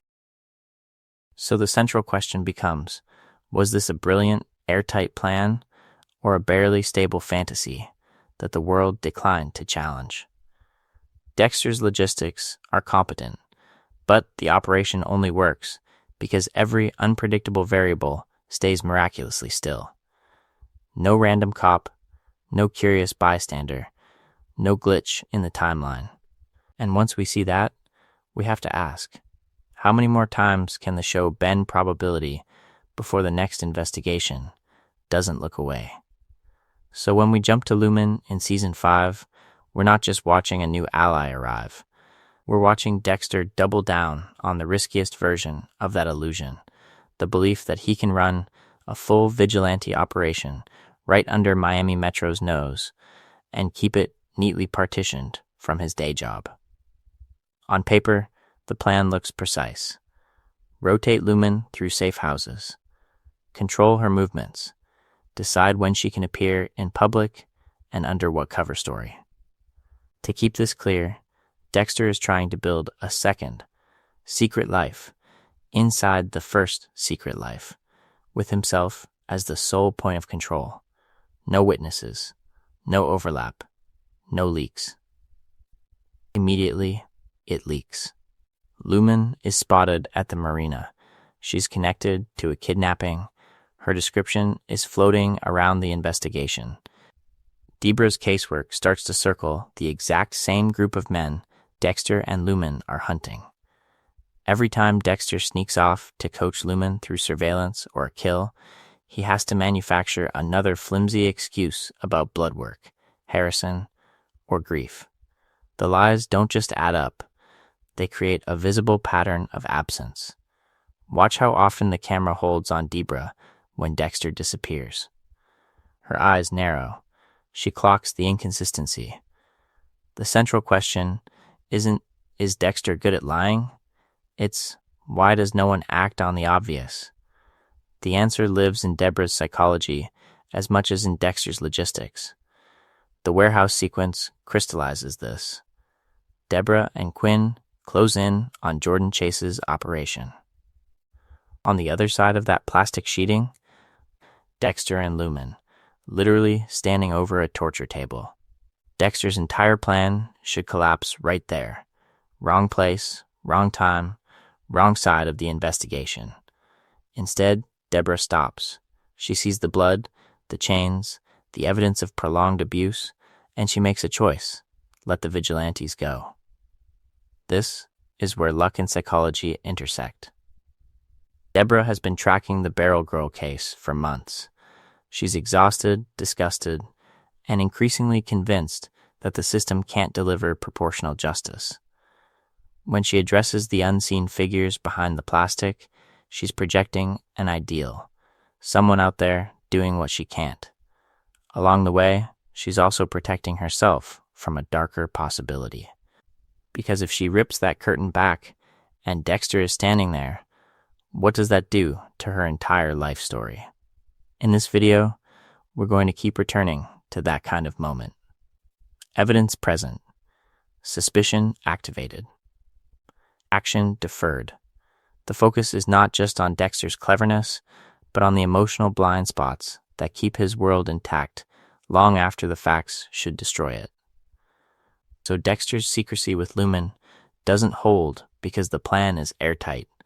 It holds because Debra, at this stage of the trajectory, is not ready to connect the dots literally hanging in front of her. And once we see that, we can track how her refusal to look here sets up the devastating reversal when she finally does walk through the wrong doorway in Season 6. And that wrong doorway is not a metaphor we leave hanging in the abstract. Season 6 literalizes it. A church, a rooftop, a sister walking in on the thing she has refused to see for 6 seasons. To keep this clear, we need to zoom out before we hit that rooftop. On paper, Season 6 looks like a return to a classic investigation, Dexter embedded in the hunt for the doomsday killer. A ritualistic murderer staging apocalyptic tableaus across Miami, public crime scenes, media panic, religious symbolism everywhere. It feels like the show is putting him back in his comfort zone. But the central question is whether that comfort is real or just another illusion of control the narrative is about to shred. Dexter starts this season thinking about legacy. Harrison is talking, asking questions, absorbing everything. Baptisms, preschools, birthday parties. We watch Dexter attend church not as camouflage for a kill, but as a father trying to model something he doesn't believe in. He toys with faith as if it were another code, another system he can bend around his urges. Can he give Harrison a moral framework while still disappearing at night to wrap people in plastic? Can he keep the plan and the performance separate? Operationally, the show stops making that separation easy. Suddenly, Dexter is improvising in wide open spaces instead of sealed kill rooms. Rooftops where helicopters circle. Crime scenes where his own blood work is one mistake away from pointing back at him. Religious gatherings where parishioners, cops, and cameras are all watching for signs of evil. In this video, we're going to keep returning to that shift, because the focus is not just on who Dexter kills, but on how the geography of this season constantly dares the universe to expose him. The psychology splits. On one side, Dexter clutching Harrison's hand, talking about angels and monsters in bedtime stories. On the other, Dexter stalking Travis Marshall through cathedrals and abandoned buildings, convinced he can both protect his son from darkness and embody it flawlessly in secret. Each major section will show that double life becoming less sustainable, not because his techniques decay, but because the circumstances close in. And then we reach the rooftop. Dexter chained, bleeding, framed as the literal devil in Travis's Revelation cosplay. Daylight, witnesses nearby. A man of God ready to sacrifice Dexter where anyone could stumble onto them. This is not a quiet slip-up in a back alley. This is Dexter essentially caught in the act of being the monster he is. With no plastic on the walls and no convenient tarp to erase the evidence. Yet he walks away. No arrest. No viral footage. No SWAT team swarming the building. How much of that survival is skill, and how much is the universe once again rolling a natural 20 in his favor? Along the way, Season 6 will force us to confront just how indulgent the show has become in keeping Dexter untouchable, and what happens the first time that indulgence finally runs out. So let's kick things off with one of the most revealing set pieces in the entire series. Dexter on a public rooftop with Travis Marshall in the middle of Miami's doomsday hysteria, trying to run a classic private kill as if the city around him isn't literally on fire. On paper, the plan is simple. Lure Travis to a controlled location. Drug him. Haul him up to the rooftop. Kill table, plastic, ritual, confession, knife to the heart, then dump the body in a way that severs any line back to Dexter Morgan. Stalk the target. Set the stage. Erase the evidence. This is the code translated into architecture. Isolation, control, no witnesses. But the second we step onto that rooftop, the illusion cracks. This is not a quiet shipping container or an abandoned house. This is a skyscraper during a citywide panic, with helicopters in the sky, crowds in the streets, and law enforcement stretched thin but not blind. Any maintenance worker, any curious onlooker from a neighboring building, any security guard doing a lazy round could open a door and see Miami Metro's favorite blood guy standing over the doomsday killer. The central question becomes, why does Dexter think this is still a closed environment? To keep this clear, the operational failure here isn't subtle. He's hauling an unconscious man through public space. He's improvising restraints and setup instead of his usual carefully prepped kill room. He has no guaranteed disposal route, and all of it is happening while the city is primed for exactly one thing: seeing Travis Marshall anywhere and calling it in. We're watching a man who believes in his own trajectory of control behave as if the external world has stopped existing. Then the power goes out. The building plunges into darkness, alarms blare, the city's collective anxiety spikes. What should be the worst possible complication becomes the only thing that saves him.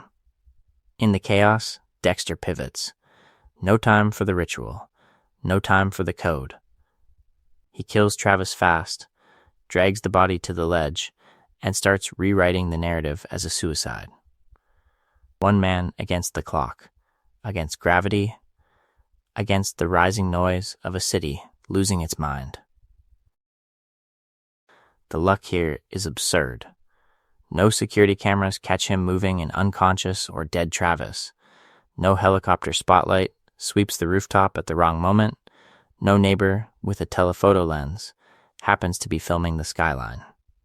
The investigation, desperate for closure, amid apocalyptic imagery, accepts the clean, convenient story. The doomsday killer jumped. Case closed. Miami Metro's incompetence fuses with the blackout and the public panic to erase Dexter's fingerprints from reality. In this video, we're going to keep coming back to scenes like this, because the focus is not just on Dexter's plans failing, but on how often the world bails him out. This rooftop isn't a masterclass in control, it's a man flailing in a disaster zone, surviving only because the city itself becomes his accomplice. Along the way, that pattern will make the first time the universe stops cooperating feel inevitable. We've seen Dexter survive rooftop chaos by accident. Now we watch him walk through an entire apocalyptic investigation as a ghost no one bothers to see. The doomsday case should be where the pattern finally snaps. Instead, it becomes one of the clearest demonstrations that institutional collapse is Dexter's real co-defendant. Let's kick things off with the basics of his involvement. Dexter isn't just in the lab running samples. He's at the first tableau, reading blood like scripture. He's at the marina, at the fruit stand, at the abandoned church. He analyzes the horseman scene, visits the museum exhibit, independently tracks Travis Marshall through Geller's old haunts, and somehow keeps arriving where the investigation is about to pivot. From a distance, it looks like commitment. Up close, it's proximity that should be terrifying. To keep this clear, we can name the operational red flags the show quietly stacks up. Dexter arrives early to scenes he has no reason to anticipate.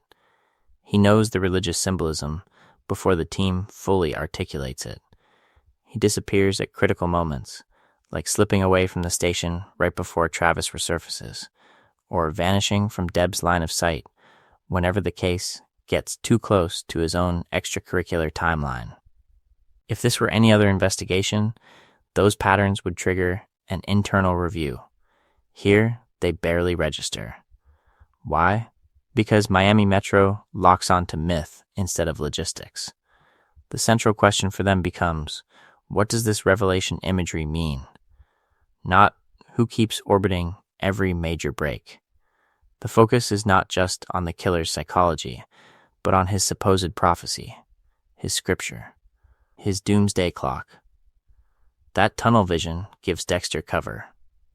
While Batista and Quinn debate theology and motivation, nobody runs a simple proximity analysis on which staff member's keycard keeps pinging near unlogged locations. We can point to specific failures.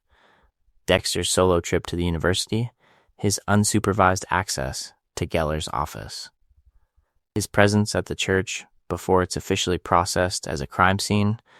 All of these movements should have been logged, cross-referenced, or at least questioned in a post-case audit. Where was the GP's pull on squad vehicles? Where were the time card anomalies? Instead, the department is in crisis mode, drowning in media pressure and body counts. Paperwork gets skipped. Chain of custody blurs. No one has the bandwidth to ask why the blood guy keeps ending up in the splash zone. In this video, we're going to keep underlining this, because each major section will show the same structure. Dexter's plan looks precise, but the real protection comes from everyone else needing a cleaner story. Doomsday demands a singular, external monster, not a quiet technician embedded in the investigation. Along the way, Season 6 teaches us that Dexter's greatest ally isn't stealth or control. It's an institution so chaotic, it will literally watch him walk through revelation after revelation and still never put his name on the board. From a burning rooftop to a quiet church, the camera finally stops protecting Dexter. Deborah walks in, gun drawn, and there he is. Plastic. Knives. Travis Marshall on the table, mid-confession and mid-kill. No metaphor. No plausible deniability. The dark passenger, under fluorescent lights. On paper, this should be the end of the story. The one person who knows Dexter's rhythms, his childhood, his tells, is now staring at the completed pattern. She's not chasing a rumor or an investigation file. She's watching the ritual in real time. The central question shifts in an instant From will anyone ever see him, to what happens when the person who sees him also loves him. By every rule of crime, psychology, and narrative logic, this is checkmate. But Dexter's life has never followed clean logic. It runs on warped timing and delayed consequences. Instead of a public arrest, we get a private drive home. Instead of Deborah calling backup, she calls her brother a monster, and then keeps the secret. To keep this clear, his plan doesn't survive this moment. His illusion of control does. The old strategy of concealment collapses, and a new, more desperate plan takes its place: containment. From here on, Dexter isn't managing evidence. He's managing Deborah. Every conversation becomes a tactical move. He walks her through the code as if it's a treatment plan. He reframes years of hidden bodies as a twisted form of protection. He begs for time, for understanding, for a chance to channel what he is.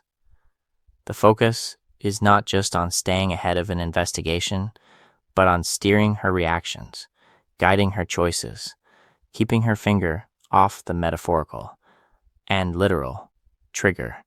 That's the quiet, brutal pivot of Season 7. Operational luck starts to matter less than relational mercy. The failures we track are no longer bloodslide in the wrong hands.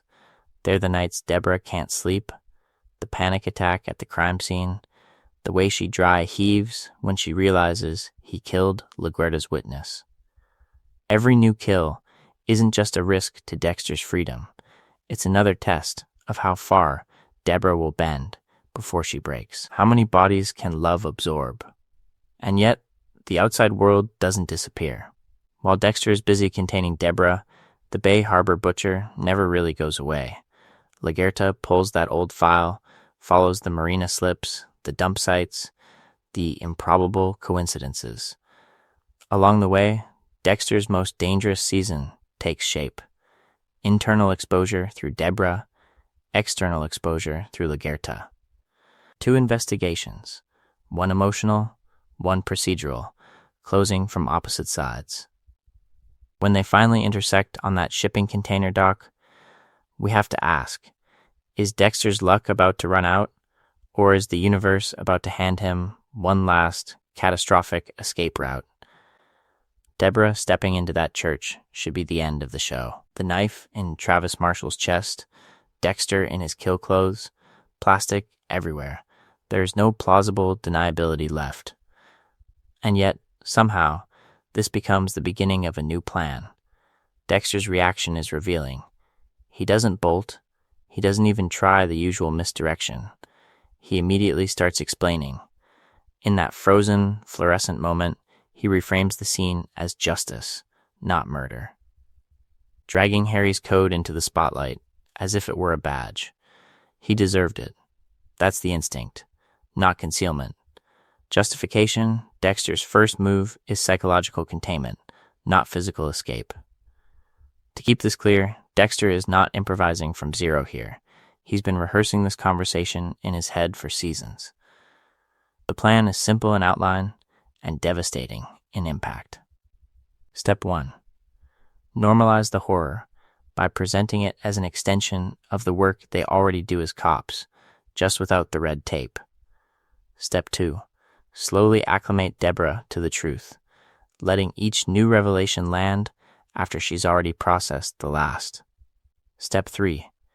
Lean hard on shared history, on Harry, on childhood trauma, until turning him in feels like betraying the entire Morgan family, not just Dexter. Watch how quickly he starts invoking consequences. He tells her about the code, about Harry knowing, about how many killers he's taken off the street. The message underneath is blunt. If you expose me, you don't just end my life, you detonate Harry's legacy, your career, the whole story you've told yourself about why our family matters. Is it any surprise she hesitates? Because Deborah is not just a cop here. She's Harry's daughter.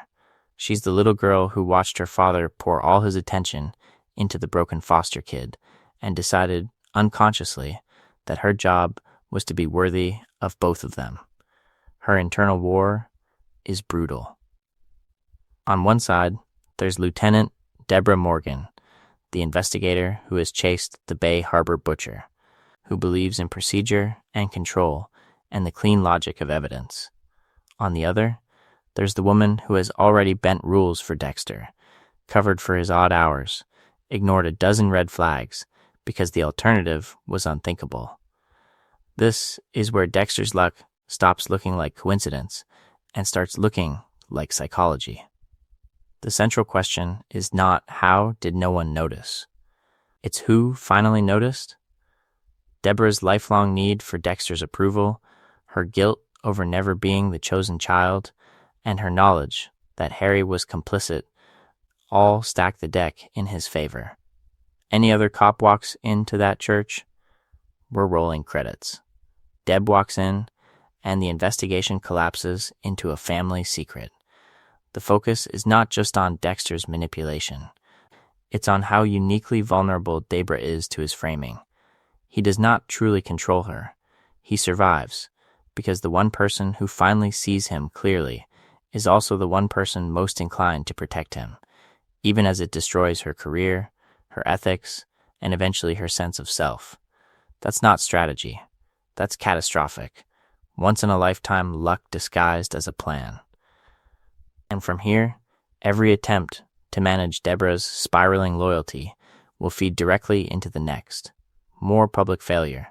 LaGuerta's investigation gaining teeth, just as Deborah's ability to contain Dexter disintegrates. LaGuerta is the moment the universe stops protecting Dexter and starts filing paperwork against him. The LaGuerta problem isn't a hunch. It's an investigation with a straight, logical trajectory that, if left alone for even a few more weeks, lands directly on Dexter Morgan. It starts with a tiny object we've been trained to ignore, a bloodslide at the crime scene where Travis Marshall's body burns on Dexter's boat. For us, it's just another echo of the early seasons.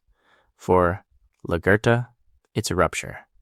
That slide should not exist. The Bay Harbor butcher is supposed to be dead. From that concrete image, a glint of glass in the ashes, she makes the abstract claim the show has been dodging for years. Maybe they caught the wrong man. From there, she does what almost no one in Miami Metro ever really does. She goes back. Reopens the Bay Harbor files. Re-examines dump sites, victim lists, timelines to keep this clear. LaGuerta's plan is simple. If the butcher is still active, the Dokes narrative collapses. So she starts asking forbidden questions. Why did so many Bay Harbor victims intersect with Miami Metro cases? Why was Dexter present again and again at the edges of those investigations? Why does the pattern follow his career, not Dokes's? She pulls surveillance logs. She revisits the cabin in the Everglades where Dokes died. She notices that Dexter's boat access lines up with multiple body dumps.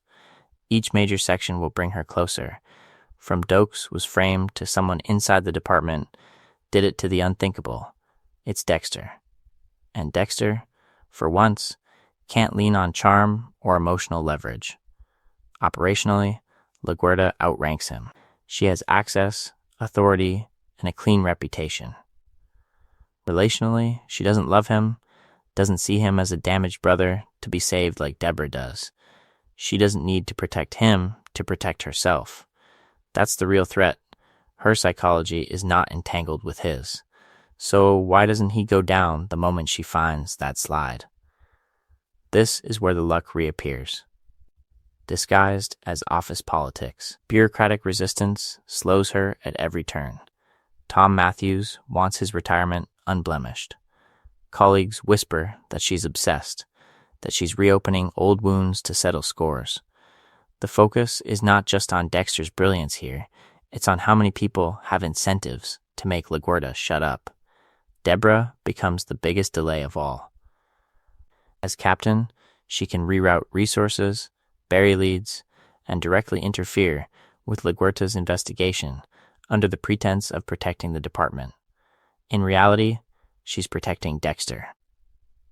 How many times do we watch LaGuerta get close, tracking the gas receipts, tailing Dexter to the docks, only for Deborah to appear, to lie, to manufacture an alibi at the last second?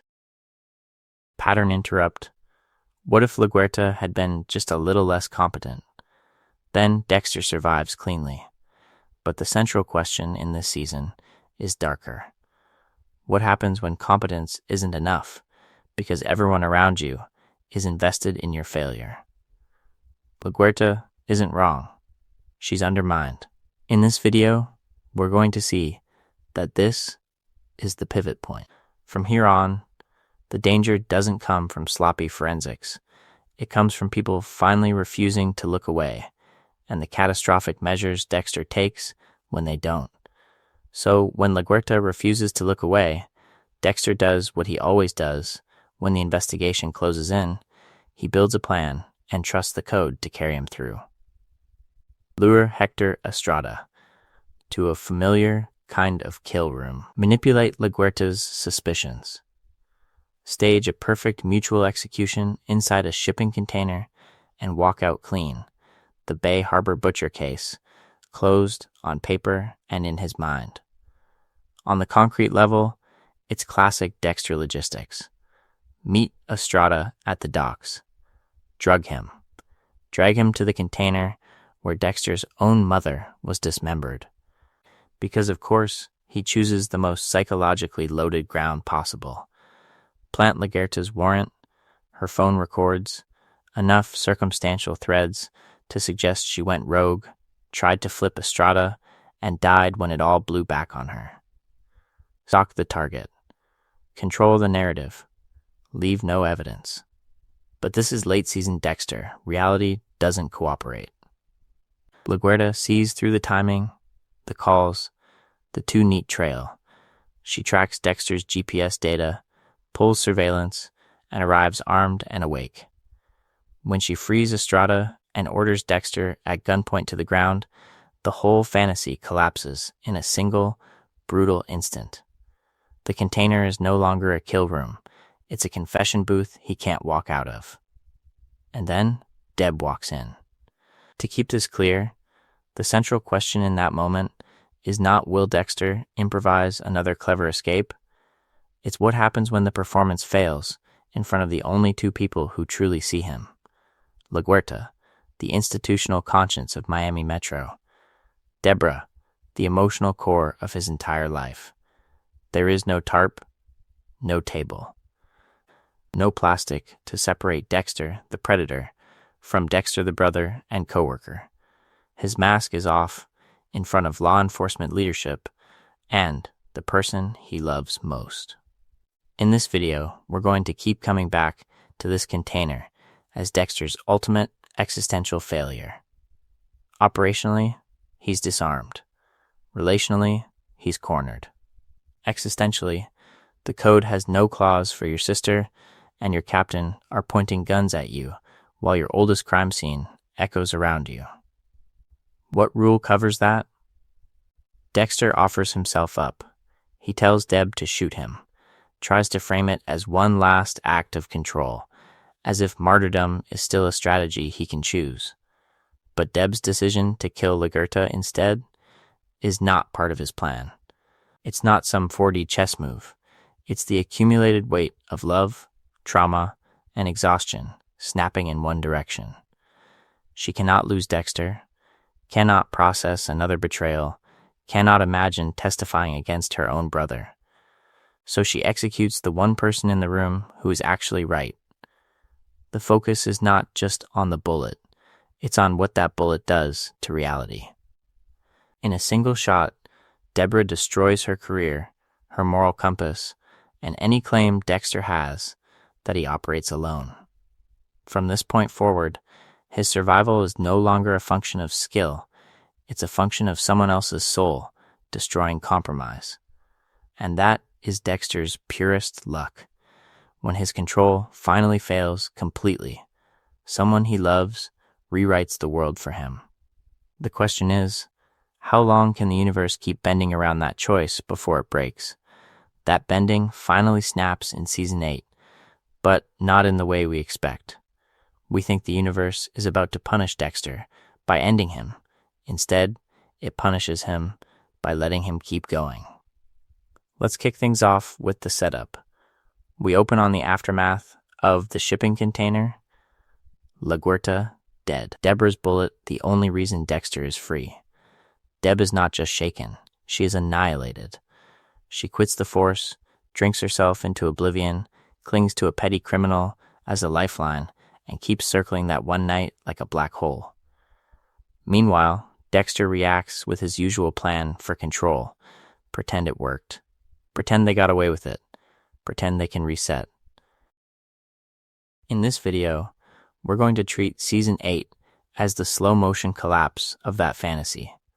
Dexter tells himself he's pulling away from killing, that he's ready to prioritize Harrison, that he can engineer an exit trajectory. Then the show drops Dr. Evelyn Vogel into the story, calmly announcing that she helped Harry design the code, that Dexter is not a monster, but a masterpiece. The very foundation we thought was a tragic improvisation between father and son is reframed as a clinical experiment. What does that do to Dexter's psychology? It gives him one last, dangerous permission slip, the idea that he was built to be this. To keep this clear, Dexter's plans in Season 8 are no longer about perfect kill rooms. They're about escape. Escape from Miami. Escape from Deb's hatred. Escape from the Bay Harbor butcher shadow without ever being exposed. He chases a future with Hannah, fantasizes about taking Harrison and disappearing, tries to convert the code from a set of rules into a ticket out. But every time he reaches for that exit, his luck intervenes. A suspect dies at the wrong time. An investigation stalls. Deb survives yet another emotional car crash instead of breaking completely. He is kept alive, over and over, to watch the consequences spread. This is the thematic pivot. Early on, luck feels like a shield. Now it feels like punishment. The Bay Harbor butcher case never quite reopens on him. Quinn never pushes his suspicions far enough. Mosika's forensics never land on the right trace. Operationally, the luck is still there. Missed connections. Files that go nowhere. Killers like the brain surgeon drawing attention away from Dexter's own trail. But emotionally, the cost is escalating beyond repair. Deb's relapse, Vogel's death, Harrison nearly bleeding out on a treadmill, these are not random tragedies. They are the bill for every time the universe rolled a natural 20 in Dexter's favor. So the central question of Season 8 isn't whether Dexter will be caught. It's whether being caught would actually be kinder.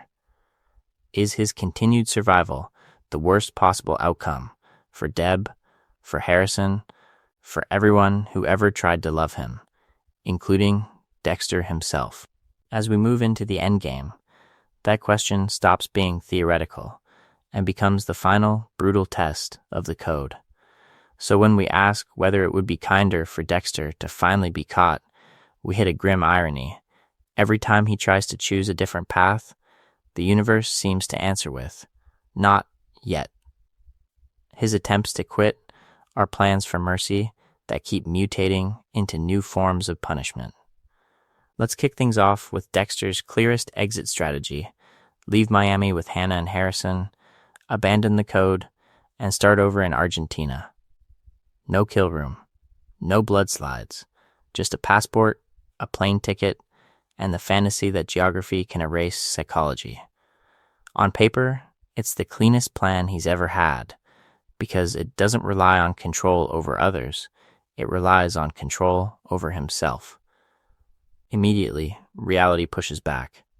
Deborah spirals after killing LaGuerta, her breakdown dragging Dexter back into crisis management instead of forward into freedom. He can't just disappear when his sister is drinking herself toward a confession. To keep this clear, the focus is not just on logistics, it's on the emotional investigation Dexter refuses to do. If he leaves now, Deb collapses. If he stays, the code collapses. Then the bad luck arrives in waves. Saxon appears, targeting Vogel, then Deb, then anyone in Dexter's orbit. A new killer isn't something Dexter summoned, it's narrative weather he has to survive. At the same time, law enforcement threads tighten, the Bay Harbor butcher files reopen, Matthews and others circle LaGuardia's death. And Marshall's investigation in New Blood later echoes the same pattern. Every path out comes with a clause. If he boards that plane, unfinished investigations will harden around the people he loves. Along the way, we watch coincidence do the work of a curse. Hannah is poisoned and hospitalized, delaying their escape. Deb is shot by Saxon at the exact moment Dexter has finally arranged his departure. A storm bears down on Miami, grounding flights and turning his exit into triage. These are not carefully engineered failures. These are external events Dexter doesn't cause, but must respond to if he wants Harrison and Deb to live, or at least not die because of him in obvious ways. Each major section of his life that promises an exit instead reinforces the existential trap. Season 2's fake death plan, the post-Rita single dad phase, the Hannah and Harrison Argentina fantasy, even the Iron Lake reinvention in New Blood. Every time he tries to walk away, the past and present knot tighter. The central question stops being, can Dexter stop killing? And becomes, is there any version of Dexter that doesn't generate more consequences? His luck here is double-edged. He keeps surviving. Witnesses misread scenes, storms and shootings create plausible cover, and investigations stall just long enough for him to pivot. But every survival costs him something irretrievable. Deb's sanity, Rita's life, Harrison's childhood. His own chance at an honest identity or future. The plan to quit never simply fails, it backfires, leaving Dexter alive in a smaller, emptier world. And when we reach his final so-called escape, the pattern doesn't break, it completes. And that completion runs straight through Deborah on a gurney. Gunshots in the marina, sirens screaming, Deb bleeding out, as Dexter presses his hand to the wound, promising he can still fix this. From there, the trajectory is brutally simple. Emergency surgery, a brief, fragile window of hope, and then the stroke that shatters it. 1 minute she's arguing about going back to work, the next, she's trapped in a vegetative state while a hurricane barrels toward Miami. To keep this clear, the sequence is not subtle. Doctors explain the clot. Machines breathe for her.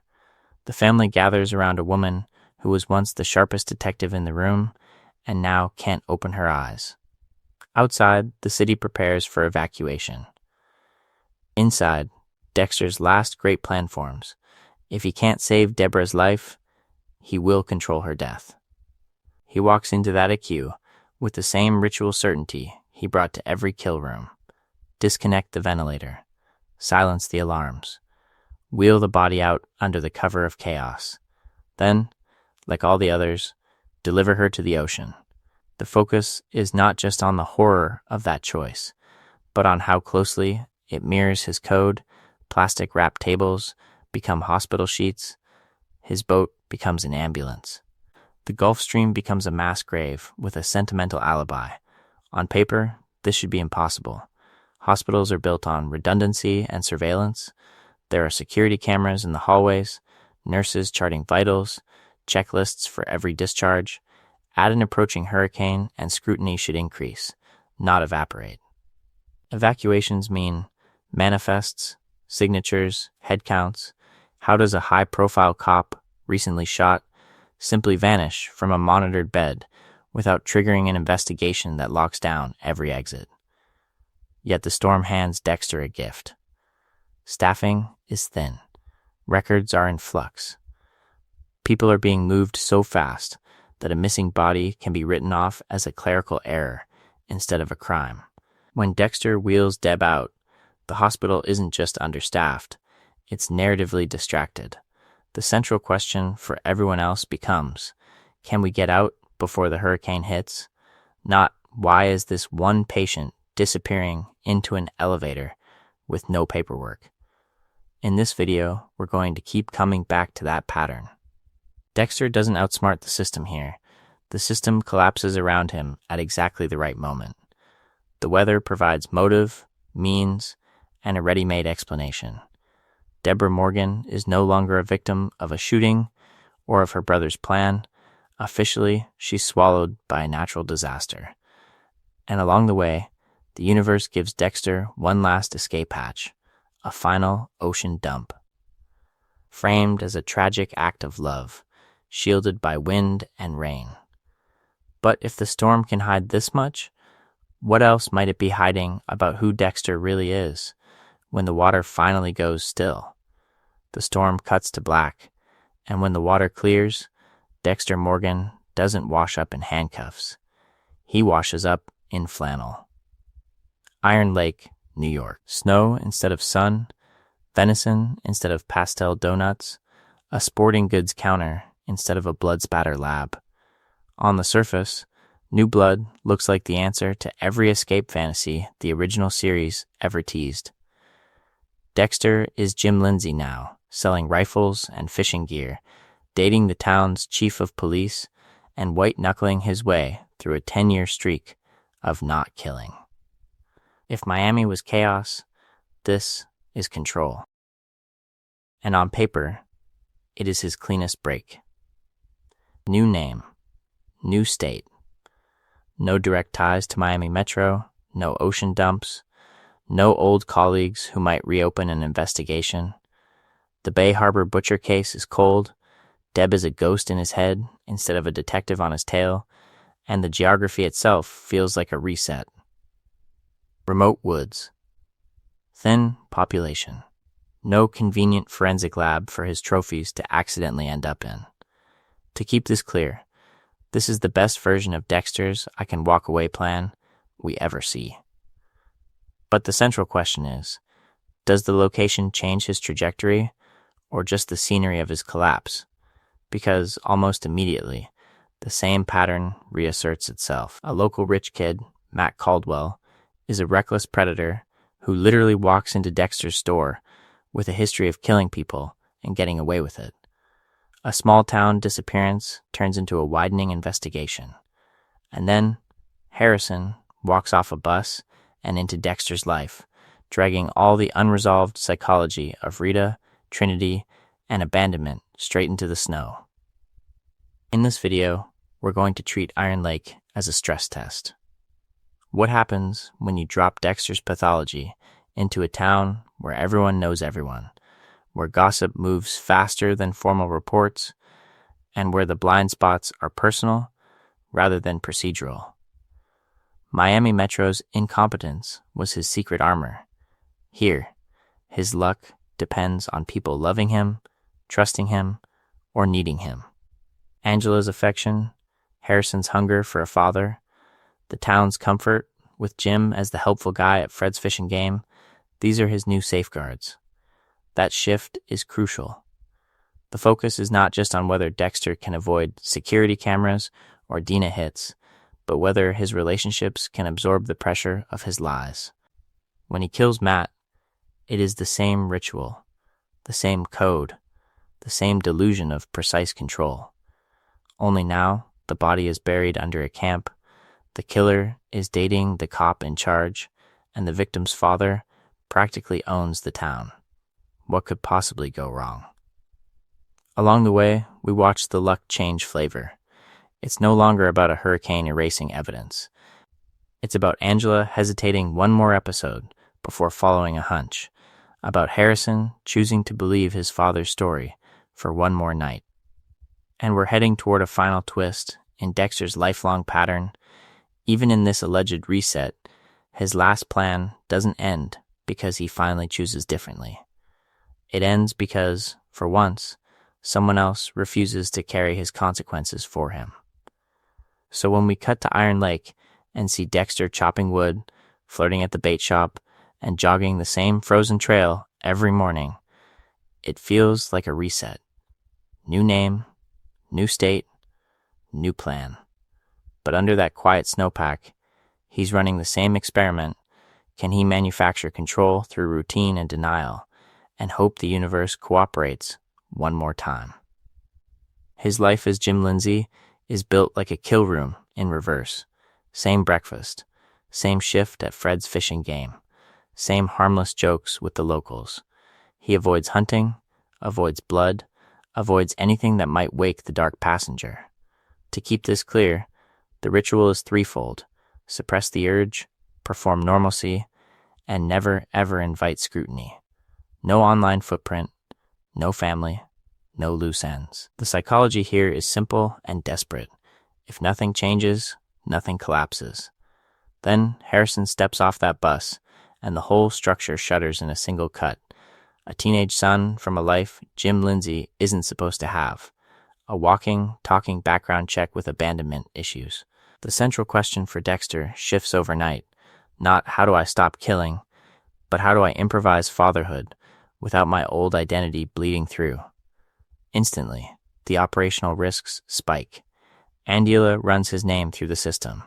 Her department, her contacts, her access to interstate databases, all of that becomes an active investigation threat, even if she doesn't know it yet. School enrollment means forms, records, dates that don't line up. Harrison's very presence invites questions. Where have you been? Why did you leave? Who were you before Iron Lake? Any one sloppy answer could turn Jim Lindsay into a person of interest named Dexter Morgan. At the same time, the relational risks multiply. Harrison asks about his mother, about Miami, about why his father vanished. Dexter has no rehearsed script for this, no code to consult. Every conversation is a live grenade. Because the wrong detail could send Harrison to Google, to old news articles, to the Bay Harbor butcher. What happens if the son decides to investigate the father? And yet, for a while, luck rushes in to fill the gaps in the plan. The locals accept Dexter's paper, thin story at face value. Angela doesn't immediately push when his background feels light. Harrison, traumatized and hungry for connection, doesn't spend his first nights doom-scrolling his dad's past. Even early red flags, like the way Dexter freezes at blood, or how his timeline doesn't quite track, get smoothed over by small-town gossip and the assumption that everyone out here is hiding something. Here's the pattern interrupt. Nothing about this quiet life is actually quiet. It's just unexamined. The focus is not just on Dexter's self-control. It's on how fragile the illusion is when no one is really looking. Each major section will show this, but Iron Lake makes it explicit. His peace doesn't exist because the plan is sustainable. It exists because Angela hasn't yet chased the hunch, because Harrison hasn't yet asked the right follow-up. In other words, Jim Lindsay isn't a new man. He's a paused investigation. And the moment a real predator appears in Iron Lake, that pause ends. And right on cue, the pause shatters with a gunshot in the snow. Dexter's first kill in Iron Lake is not a careful return to the code. It's a relapse. He breaks a decade-long no-kill streak for Matt Caldwell, a rich, coked-up local legend who once drove a boat through 5 people and walked away clean. Dexter convinces himself this is righteous, controlled, almost nostalgic. Out here in the woods, no cameras, no witnesses, no Miami Metro, just a problem and a solution. But let's kick things off by naming what this really is. A terrible operational plan that only works because the town is already primed to excuse Matt's disappearance. Dexter thinks the wilderness gives him cover. In reality, the wilderness just narrows the field of suspects. Iron Lake isn't Miami. It's a place where everyone knows who went out hunting, who bought ammo, who had a fight at the bar the night before. To keep this clear, Matt is not some anonymous drifter. He's the police chief's best friend's son. He's loud, entitled, and constantly on the edge of scandal. When he goes missing, people will notice. His father, Kurt, has money, influence, and a hair-trigger temper. On paper, the central question isn't what happened to Matt, it's who's going to pay when Kurt starts demanding answers. Operationally, Dexter does almost everything wrong. He kills Matt in a rage, leaves a still warm body in a cabin, and has to improvise a disposal with no plastic, no prepared kill room, and a visible blood trail in fresh snow. He's a newcomer whose last interaction with Matt was a public confrontation over the white buck. In a real small town, that alone would put him at the top of the informal suspect list. New guy. Argument, missing local. The psychology writes itself. Instead, the investigation collapses before it begins. Angela and the others lean on the existing narrative. Matt is reckless, selfish. Probably ran off to avoid charges. Kurt quietly reinforces that story because he has his own secrets to protect. The focus is not just on what evidence exists, but on how quickly everyone decides they don't want to see it. No one asks why Matt's truck is abandoned. No one cross-references who was in those woods. No one remembers that Jim Lindsay was literally the last person seen with him in a tense, charged environment.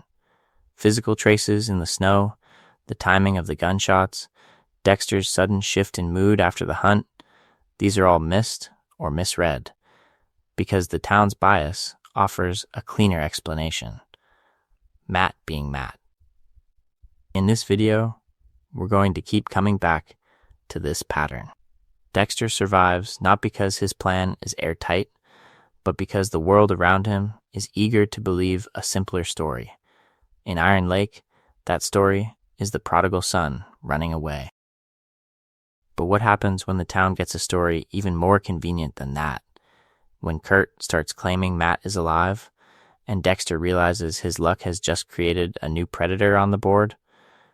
Kurt giving the town a comforting lie is one thing, but Iron Lake also gives Dexter something Miami rarely did, a cop in his bed, who actually pays attention. Angela Bishop isn't a blundering colleague in the background. She's the small-town police chief, Dexter's girlfriend, and the only person in this entire trajectory who starts an investigation on him the way he's always investigated everyone else. Let's kick things off with her role. On paper, Angela should be Dexter's safest relationship yet. She has no history with the Bay Harbor butcher, no connection to Miami Metro, and a department that deals with missing hunters, not serial predators. But precisely because her world is smaller, the cracks are louder. When Jim Lindsay keeps slipping, she hears it. When stories don't line up, she doesn't shrug them off as big city noise. She starts connecting dots other people would never even see on the board. To keep this clear, we can track her investigation the way she tracks him. First, the basic lies, Jim's vague backstory, the convenient dead-end job history, the way he reacts to violence with a little too much control. Then, the digital trail, the anonymous email about the Bay Harbor Butcher, the podcast, the photos of Dexter Morgan in Miami that look exactly like the man she's sleeping with.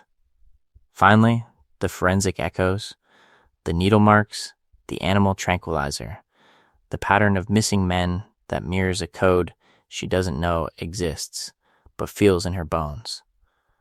The central question becomes, what happens when someone runs a clean, evidence-based case on Dexter without the bureaucracy that protected him in Miami? LaGuerta had internal politics, Deb's loyalty, and a whole department invested in the legend of the heroic blood guy. Angela has a laptop, a printer, and no institutional memory telling her this can't be true. Her plan is simple. Gather proof. Confront him. Arrest him. In terms of pure investigation, this is the most direct threat he's faced since LaGuerta, and in some ways it's far more dangerous, because there's nothing gumming up the gears. We see the near exposure moments pile up. The confrontation in the cabin where she hits him with the Bay Harbor butcher file, and the Miami photos. The arrest that strips away the Jim Lindsay mask in seconds. The presentation of evidence that in a rational world should end his freedom. The ketamine link, the matching injection sites, the pattern of bodies connected to his movements. On paper, the case is enough. In a vacuum, Dexter's story collapses right there. But Dexter never lives in a vacuum. He lives in relationships. And that's where his luck, once again, hijacks the consequences. Harrison is in town. Angela is not just a chief. She's a mother, a partner, a person who has to decide whether she's destroying a family as she saves her town. When Kurt's bunker of trophies is uncovered, the narrative shifts. The focus is not just on Dexter's past crimes, but on the immediate horror in front of them. Along the way, every emotional complication pulls pressure off the legal case and onto the personal reckoning. Angela has to choose between building the perfect prosecution and keeping Harrison alive in a town that suddenly revealed a second serial killer. She lets Dexter out, not because the evidence disappears, but because the story changes. The season pivots from trial to tragedy. And that pivot is Dexter's luck at its most insidious. He escapes the courtroom, only to walk straight into a final judgment he can't manipulate. So what happens when the last person who believes in him is forced to see what Angela sees? So what happens when the last person who believes in him is forced to see what Angela sees? We hit Dexter's final plan. The one place in New Blood where the universe stops rolling natural 20s for him and starts cashing every debt. In this video, we're going to treat that jail cell in Iron Lake as Dexter's last laboratory. He's arrested, exposed, surrounded by evidence he can't erase. But his instinct is the same as it was with Dokes, with LaGuerta, with Debra. Control the story, control the relationship, and the consequences will bend. His intention is brutally simple. Manipulate Harrison, exploit Angela's uncertainty, and slip out of town before the full Bay Harbor Butcher investigation detonates. To keep this clear, Dexter's plan has 3 layers. First, sow distrust. He leans on Harrison's resentment, tries to reframe Angela as hysterical, obsessed, out of her depth. Second, attack the investigation. He nitpicks the missing chain of custody, the old Miami files, the fact that there's no living witness tying him to a single kill room. Third, keep a physical escape in his back pocket, watching every door, every patrol pattern, already imagining a snow-covered route out of Iron Lake. On paper, it's the same trajectory we've seen for 8 seasons. Stock the narrative. Confirm the leverage. Prepare an exit. Leave no emotional evidence. But here's the pattern interrupt. Iron Lake doesn't behave like Miami. There is no incompetent task force, no convenient second serial killer to redirect suspicion, no Lila waiting to blow up the cabin and his problems with it. The town is too small, the web too tight. Harrison is the first fault line. He's not Debra, clinging to the fantasy of the brother she thought she knew. He's a teenager who has already seen Trinity's legacy carved into his own psychology. When Dexter pitches the code one more time as a heroic system, Harrison hears something else. A man justifying murder to his own son. The focus is not just on evidence anymore, it's on who Dexter has taught Harrison to be. Angela, meanwhile, has what Miami Metro never really had: moral clarity without professional ego. She doesn't need a perfect case. She needs a true one. The burned body of Kurt's victim, the screws in Matt's leg, the Bay Harbor Butcher articles, the pattern of disappearances. Individually, they're vulnerable. Together, they close in. There are no lucky breaks, only a slow, inevitable collapse. Each major section will later trace how earlier escapes set this up, but here we see the bill come due. Every time another killer took the fall, every time a witness misread a crime scene, every time the code seemed to work, it pushed Dexter toward this exact confrontation. His final failure isn't operational, it's existential. He can't talk his way out of what he is in the eyes of the one person whose judgment finally matters, Harrison, standing there, deciding whether the code lives or dies with his father. And Harrison's answer becomes the one outcome Dexter never planned for. Harrison's unplanned verdict exposes the thing Dexter has been hiding not just from his son, but from himself. He was never as in control as he told us. And that illusion doesn't start with a kill gone wrong. It starts with the voice in our ear. From the pilot onward, Dexter's narration sells us a product: discipline. The ritual tools, the plastic wrap, the meticulous research. He explains every plan as if we're walking through a lab protocol, not a gamble. In this video, we're going to sit with that gap between what he says he's doing and what he's actually doing, because the psychology of that narration is crucial. It creates a cognitive bias. If Dexter calls something calculated, we accept it as calculated, even when the evidence screams improvisation. Let's kick things off with the central question. How much of Dexter's control is real, and how much is overconfidence dressed up as discipline? To keep this clear, watch what happens whenever he assumes he can manage another person's behavior. Dokes will keep his distance. Miguel will follow the code. Trinity will stick to his pattern. La Guerta will let it go. Again and again, Dexter treats other human beings like predictable inputs in his system, not volatile agents with their own trajectories. That's why his biggest failures are not random shocks, they are direct consequences of this bias. With Dokes, Dexter believes he can redirect suspicion with a few planted clues and some careful alibis. Instead, Dokes follows his instincts straight to the cabin, straight to the blood-slides, straight to the complete collapse of Dexter's secret. With Miguel, Dexter thinks he can mentor a killer without creating a rival. He underestimates Miguel's ego, his rage, his political ambition, and the investigation that will inevitably follow a high-profile ADA turned vigilante. Trinity is the purest example. Dexter stretches the game, inserts himself into Arthur's life, delays the kill for emotional reasons, because he wants to study this man, steal his balance, prove something about his own psychology. He assumes he can control the perimeter. Trinity walks right around him and murders Rita in the bathtub. The code didn't fail there. Dexter's arrogance did. And every time that arrogance meets reality, the narrative has to throw him a lifeline. Leela just happens to discover the cabin and erase Dokes. Miguel's sloppiness gifts Dexter leverage.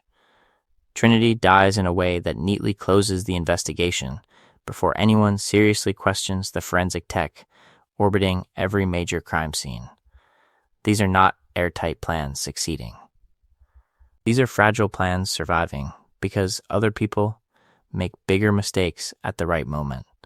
The focus is not just on operational details here. It's on a pattern. Dexter overestimates his ability to predict, underestimates everyone else, and then retroactively narrates survival as proof of his discipline. But if we strip away that narration and just track outcomes, a harsher picture emerges. Dexter's discipline is often a mask for arrogance, and the more that arrogance collides with reality, the more the story has to bend, through coincidences, distractions, and sheer statistical luck to keep him alive. The real question becomes, what happens when that luck finally runs out, and there's no one left to absorb the impact of his next miscalculation? And here's where that question of luck gets a lot darker. Because beneath all the forensic coincidences and investigative blind spots, there's a deeper design flaw. Dexter is starving for connection, and that hunger keeps shoving him closer to exposure. To keep this clear, let's kick things off by tracing the pattern. Rita begins as a shield, a trauma-bonded single mom who makes Dexter look normal. She's a cover story with a pulse, but over time, we watch him actually care. For her, for the kids, for the fantasy of family. The same trajectory repeats with Leela, Miguel, Lumen, Hannah, Deborah, and finally Harrison. Each starts as an experiment or camouflage. Each becomes emotionally real. And once it's real, the code is no longer in full control. With Leela, he lets a sponsor into his inner world, indulging in the psychology of being seen as damaged rather than monstrous. With Miguel, he upgrades the experiment. What if he can share the code itself? With Lumen, he tests a vigilante partnership. With Hannah, he imagines a dark counterpart who doesn't need the mask. With Deborah, the line between sibling and confidant blurs until she literally walks in on him in the church. With Harrison, especially in New Blood, he tries to reboot the entire plan around fatherhood. Each major section, will of his life, opens with a new bond and closes with a new disaster. The central question becomes, how many rules does he break just to feel less alone? He reveals secrets piece by piece. He bends the code to accommodate Miguel's rage, Lumen's trauma, Hannah's survival instinct. He prioritizes texts, dates, and family dinners over operational safety. Trinity is still at large, and he's juggling a birthday party. Deborah is unraveling, and he's hiding kill tools in the trunk. The more he reaches for connection, the more his logistics fracture. Look at the near collapses.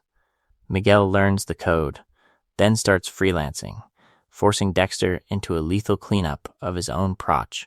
Lumen knows everything, from the ritual plastic to the boat, and only leaves because her arc of vengeance feels complete, not because Dexter designs a safe exit.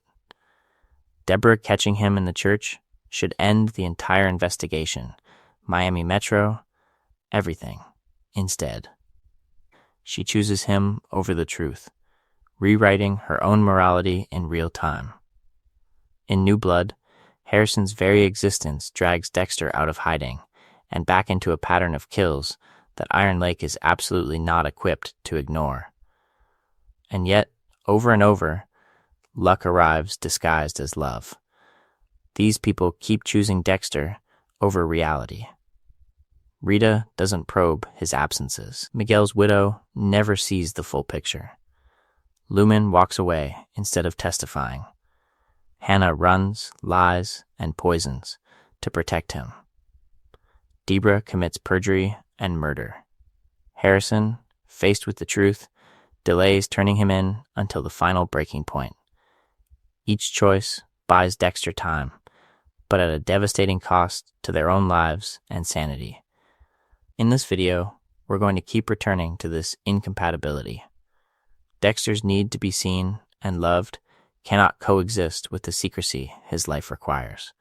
Every relationship becomes a ticking time bomb. And the only reason they don't all explode sooner is because luck, in the form of other people's devotion, keeps cutting the right wire at the last possible second. The next question is, what happens when that devotion finally flips into condemnation? That flip from devotion to condemnation doesn't happen in a vacuum. It happens in a world that has been quietly training Dexter to believe he'll never really be condemned at all. From blood slides sitting unguarded in a lab, to witnesses changing their stories. To entire investigations bending around the wrong suspect, Dexter lives inside a cocoon of institutional failure. Miami Metro misplaces evidence, the FBI narrows in on neat profiles, Iron Lake waves away missing people as runaways or addicts. To keep this clear, the pattern is simple. Everyone with power keeps looking almost in the right direction, but never at Dexter. Think about Dokes holding that wooden box of slides. In any competent system, that is game over. Chain of custody, lab confirmation, a task force built around the Bay Harbor butcher. Instead, those slides become circumstantial fuel for a story where Dokes is the monster, and Lila's impulsive explosion literally vaporizes the most direct physical link between Dexter and his victims. The plan Dexter thought he had collapses, but the investigation collapses even faster. Season after season, we watch the same psychology play out. The FBI hunts Trinity as a lone, itinerant family annihilator, never pausing to ask why a blood spatter analyst keeps orbiting their prime scenes. Miami Metro treats Dexter's constant proximity as helpful coincidence, not a red flag. In Iron Lake, Angela's colleagues shrug off a pattern of missing young men until she personally drags the evidence into the light. The focus is not just on Dexter's skill, it's on how rarely anyone is allowed, structurally, to imagine that the predator could be wearing a badge. Along the way, Dexter unconsciously builds his plans around this weakness. He dumps bodies where jurisdictional lines blur. He stages crime scenes, knowing no one will double-check his conclusions. He walks into active investigations, offers just enough forensic insight to steer suspicion toward the most convenient external villain, and assumes, correctly for a long time, that no one will ask why the quiet guy from the lab is always there when things go wrong. Control, for him, is not just plastic wrap and sedatives. It's the expectation that no one will ever really investigate him. That's why the temperature spikes the moment a competent investigator appears. LaGuerta refuses to accept Dokes as the Bay Harbor butcher and starts reopening old cases.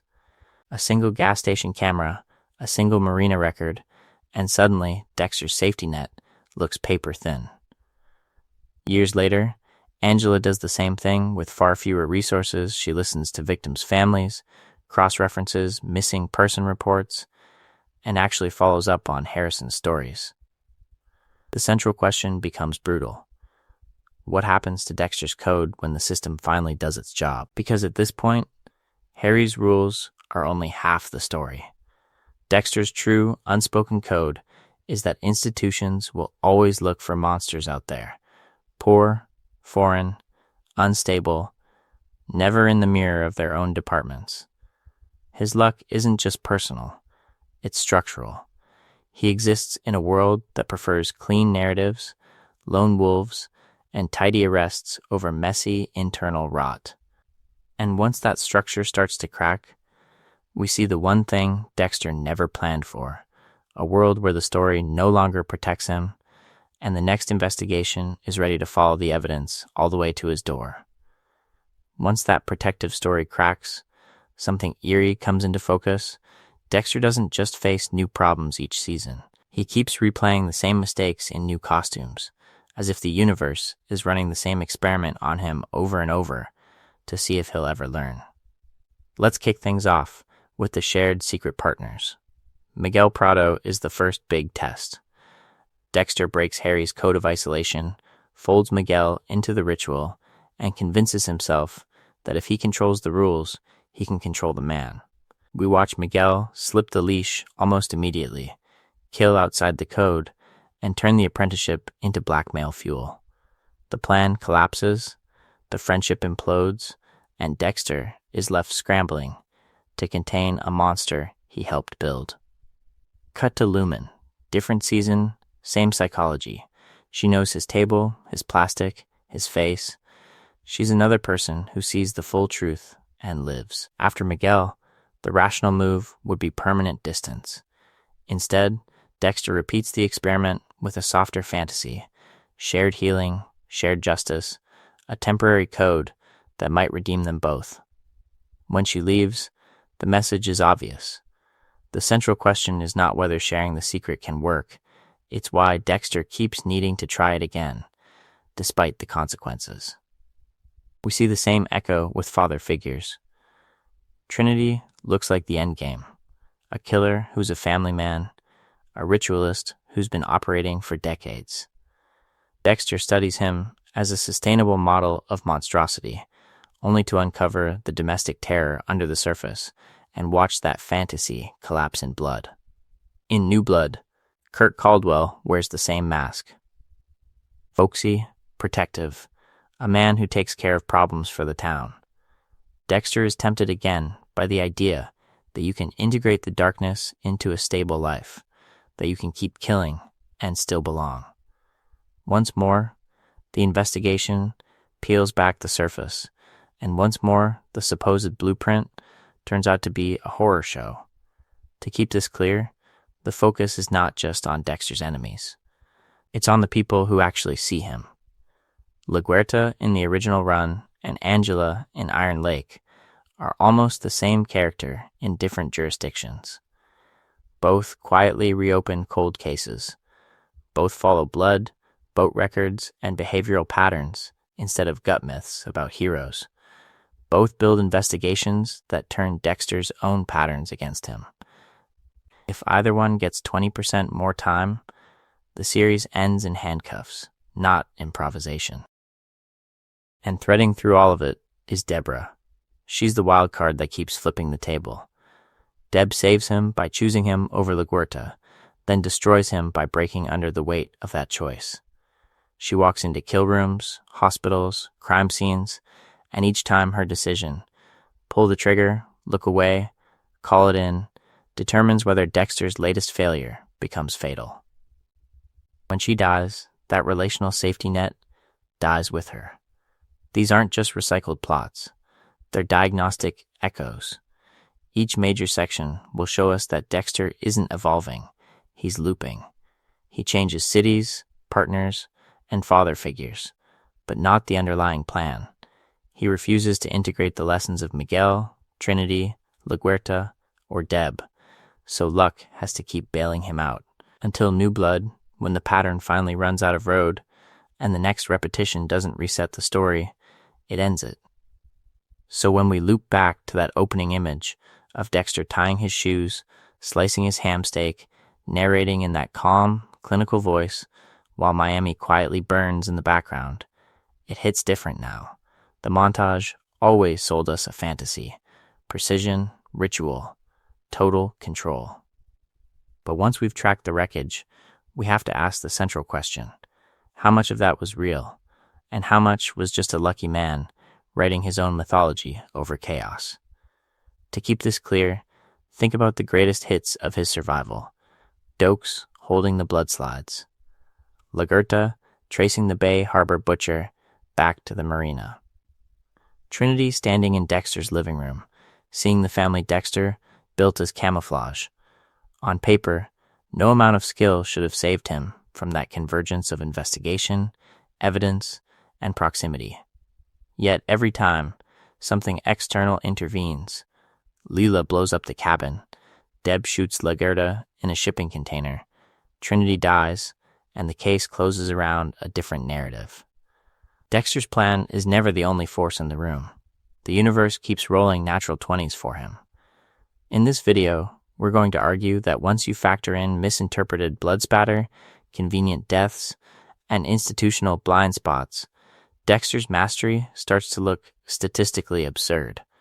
If Miami Metro had been 5% more competent in any given season, the trajectory of his life ends at handcuffs, not at another Sunrise voiceover. The focus is not just on how he evades suspicion, but on how often someone else's failure or sacrifice patches the holes in his code. And when he tries to step away from the knife, that illusion of control collapses even faster. After Rita's death, he vows to change, to be a better father, to redirect the darkness. Yet his attempt to reinvent himself doesn't resolve the compulsion. It just relocates it, dragging Lumen into vigilantism and leaving another traumatized survivor in his wake. With Hannah, the plan is domestic escape, a romantic endgame where two predators cancel each other's damage. Instead, Deb's career implodes, the investigation tightens, and Dexter flees alone into the storm. In Iron Lake, the Jim Lindsay persona looks like a clean reset, But we watch the same psychology reassert itself the second a local killer appears. New town, new name, same loop. Which brings us to that final clearing in the snow. No kill room, no plastic, no elaborate contingency plan. Dexter is bleeding, exposed, and his fate is decided not by law enforcement, not by his own careful staging, but by Harrison's moral judgment and a single bullet. The entire system Harry built, the entire story Dexter told himself about control, ends because a teenager refuses to keep participating in the lie. Along the way, we've been invited to believe that Dexter rides the dark passenger. The more we look, the more it seems the opposite is true. He isn't steering, he's being dragged, lucky enough to survive long enough to see the consequences. And that raises one last problem. If his control was always a myth, what does that say about everyone who helped him maintain it? So if Dexter was never really in control, we have to ask the central question that the show keeps dodging with style and voiceover. Who pays for that illusion? Because his luck doesn't just keep him alive, it sends the bill to everyone around him. Let's kick things off with the obvious casualties of his continued freedom. Rita, murdered in her bathtub by Trinity, because Dexter couldn't let the investigation play out and had to run his own parallel plan. Dokes, blown up in that Everglades cabin after finding the blood slides, while Dexter just happens to have Leela available as a volatile scapegoat. LaGuerta, executed on a dock, because she dares to follow the Bay Harbor butcher trajectory to its logical end. Then it widens. Deborah's career implodes under the weight of Dexter's code. Innocent bystanders die in the wake of his vendettas and miscalculations. Families of his victims never get real closure, because the investigation ends with the wrong name on the file, or no name at all. From a distance, the body count looks random. Up close, it traces the outline of Dexter's survival. To keep this clear, every lucky break that saves him simply redirects consequences. Leela takes the fall for Dokes, so Miami Metro closes the Bay Harbor butcher case and pins it on the one man who was right, when Travis Marshall ends up on that church table and Debra walks in. Dexter's immediate improvisation forces her into the lie, and the system loses its last honest witness. When LaGuerta corners him with the marina surveillance and the gas receipts, his escape route is not brilliance. It's Deb being in exactly the wrong place at exactly the wrong time. The focus is not just on who dies, but on how his luck reallocates blame. Dokes dies a monster. LaGuerta dies a traitor. Rita dies a victim of random serial violence. Each time the investigation should circle Dexter, the narrative collapses around someone else instead. His freedom is always purchased with someone's reputation, someone's sanity, or someone's life. Deborah is the most devastating example of this cost. Season by season, her trajectory bends around Dexter's needs. First, her promotion is compromised by her proximity to the Bay Harbor butcher scandal. Then her morality erodes as she covers up Travis, lies to internal affairs, and starts treating the code as a necessary evil. Finally, her life itself is consumed, shot during the brain surgeon fallout, left in a vegetative state, and quietly unplugged while Dexter walks her body out into the storm. His luck survives. She doesn't. In this video, we're going to keep coming back to that pattern, luck as a curse that keeps the central monster alive at everyone else's expense. When we root for Dexter to get away with it, are we also rooting, intentionally or not, for that chain of collateral damage to keep extending? And if the universe keeps bailing him out, what happens when the universe finally decides to collect? So what do we do with that? We rewatch. We go back through Dexter's life not as a highlight reel of mastery, but as a catalog of near misses that only make sense if we admit how much the universe is carrying him. Let's kick things off with the Bay Harbor Butcher arc.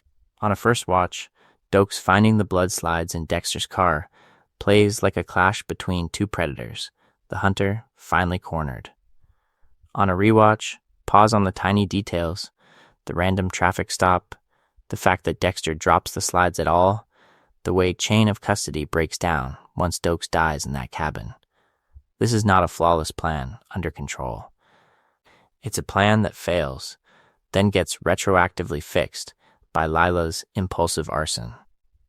To keep this clear, start asking in every scene, what actually saves Dexter here? Is it his intelligence, or someone else's distraction, incompetence, or emotional decision? Watch Trinity season again with that question in mind. Lundy returns, profiles the killer, narrows the geography. Rita notices Dexter's absences, the lies about work, the late nights. The investigation tightens, and yet the trajectory bends away from Dexter again and again because Trinity's own collapse, Rita's death, and the FBI's eagerness to close the case all point the spotlight somewhere else. Then move to Lagerda's investigation. On a first pass, it can feel like she's reaching, obsessed, almost irrational. On a rewatch, track her evidence board step by step. The Marina records, the slice of Bay Harbor methodology returning with the Travis Marshall case. The gas station footage of Dexter's car. We see a meticulous, grounded investigation repeatedly undercut by politics, Deb's loyalty, and pure timing. The focus is not just on LaGuerta being right, but on how many institutional safeguards have to fail for Dexter to walk away from that shipping container. Pattern interrupt. Try watching those sequences with the sound off. Just body language, blocking, background movement. Who looks away at the key moment? Which procedure gets skipped because it's late, or emotional, or inconvenient?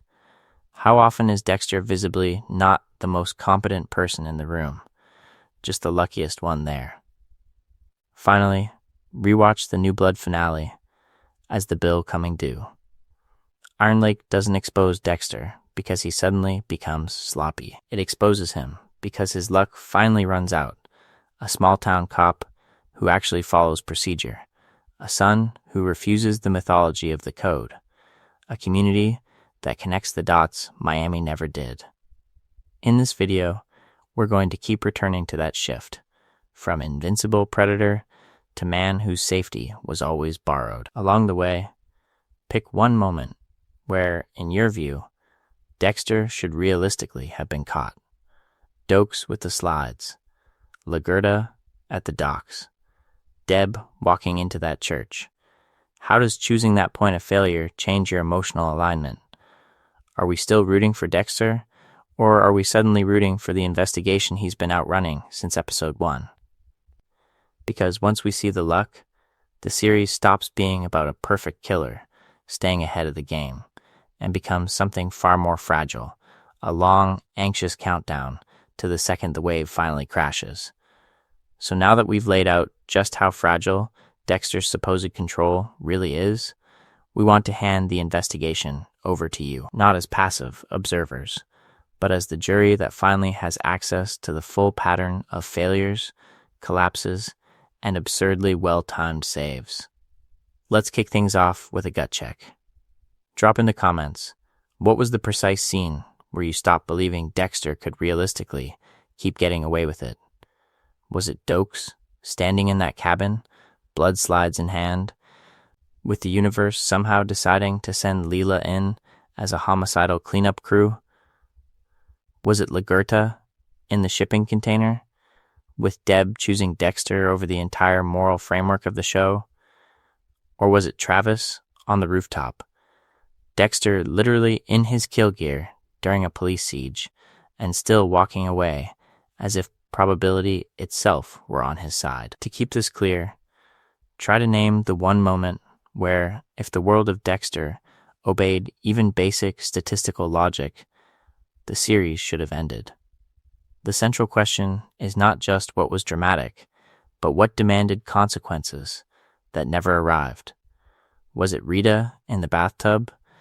The Trinity investigation somehow skirting past the blood spatter analyst who fits the profile a little too well? Was it New Blood, with Iron Lake swallowing a lifetime of patterns without ever fully connecting them to Miami? Then, go deeper. In this video, we're going to keep treating these escapes as data points in Dexter's trajectory, and we want your version of that dataset. Rank your top 5 luck saves in the entire saga. Maybe Dokes in the Everglades is number 1.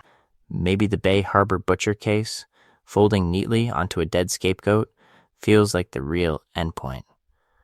Maybe Deb walking into that church with Travis Marshall on the table is the moment where the code, the psychology, and the plot all should have snapped shut. Once you have your list, tell us after walking through these failures. Do you see Dexter more as a genuinely skilled killer or the luckiest man in television history? If Miami Metro had been 5% more competent, does he even make it out of season 1? Or are we underestimating hidden competence in Dexter's planning and overemphasizing everyone else's incompetence? We actually want the disagreements here. Argue in the comments. Was a scene pure luck, a payoff of Dexter's meticulous plan, or a collapse in someone else's investigative duty? Is Dokes' fate cosmic absurdity, or the inevitable consequence of a system that never knew how to process a cop who was actually right? If there's enough interest, we'll take this even further. Each major section will turn around and spotlight Miami Metro itself, building a follow-up breakdown that treats their worst investigative decisions as a parallel character arc, and asking how many times Dexter survives, not because of what he does, but because of what they refuse to see next. So when we zoom back out, that's the part that becomes hardest to ignore. From a cabin exploding around Dokes to Trinity dying at exactly the right moment to freeze the investigation, Dexter's survival isn't just about skill. It's about a universe that keeps flipping the coin and landing on his side until it doesn't. Those rapid, catastrophic images we opened with, the ice truck victim on the table, Dokes with the blood slides, Rita in the bathtub, Harrison in the pool of blood, Deb walking into the church, Angela holding the note in Iron Lake. Now we can see them for what they really are. A highlight reel of plans that failed and were rescued, again and again, by chance, misdirection, and other people's mistakes. The focus is not just on Dexter's preparation, but on the invisible dice roll that bails him out every time the plan should collapse. Across the entire trajectory of the series, he tells himself a simple story. He's careful. He's in control. The code works. But when we track the investigation beats, the near misses, the witnesses who look away at the exact wrong time, a different pattern emerges. Dexter's life is defined less by his control and more by an improbable chain of luck. Leela blowing up Dokes and the slides, Miguel becoming the perfect fall guy, Trinity's death neatly closing the file before the FBI ever really looks at Dexter, Miami Metro's perpetual failure to connect the analyst to the bodies that keep surfacing near his boat. To keep this clear, we can strip away the mythology and just ask the central question. If Miami Metro had been even 5% more competent, if Deb had listened to her instincts one season earlier, if any single witness had insisted on their first impression, how many episodes would this story have lasted? When we line it up that way, Dexter stops looking like a mastermind and starts looking like the luckiest man in television history. And that's where the psychology turns back on us. Because in this video, we're going to great lengths to track every failure, every near exposure, every coincidence that saves him. But Dexter isn't unique. How many of our own careful plans depend on other people not asking one more question? How much of our sense of control is really just a streak of outcomes that happen to go our way? The series answers that for Dexter with silence. No code, no narration, no clever contingency plan. Just a man alone on a boat disappearing into a storm. A man alone in a logging camp under a false name. A man alone in the snow as the last lucky break finally runs out. The monster without the coin flip is just a man standing there, waiting for consequences. Along the way, we've been dismantling one mastermind myth. Next, we want to keep going. If you want more deep dive breakdowns of character myths and narrative patterns, more so-called geniuses whose control looks a lot more fragile up close, hit subscribe. Leave a comment with which mastermind we should pull apart next, and we'll see how long their luck really lasts.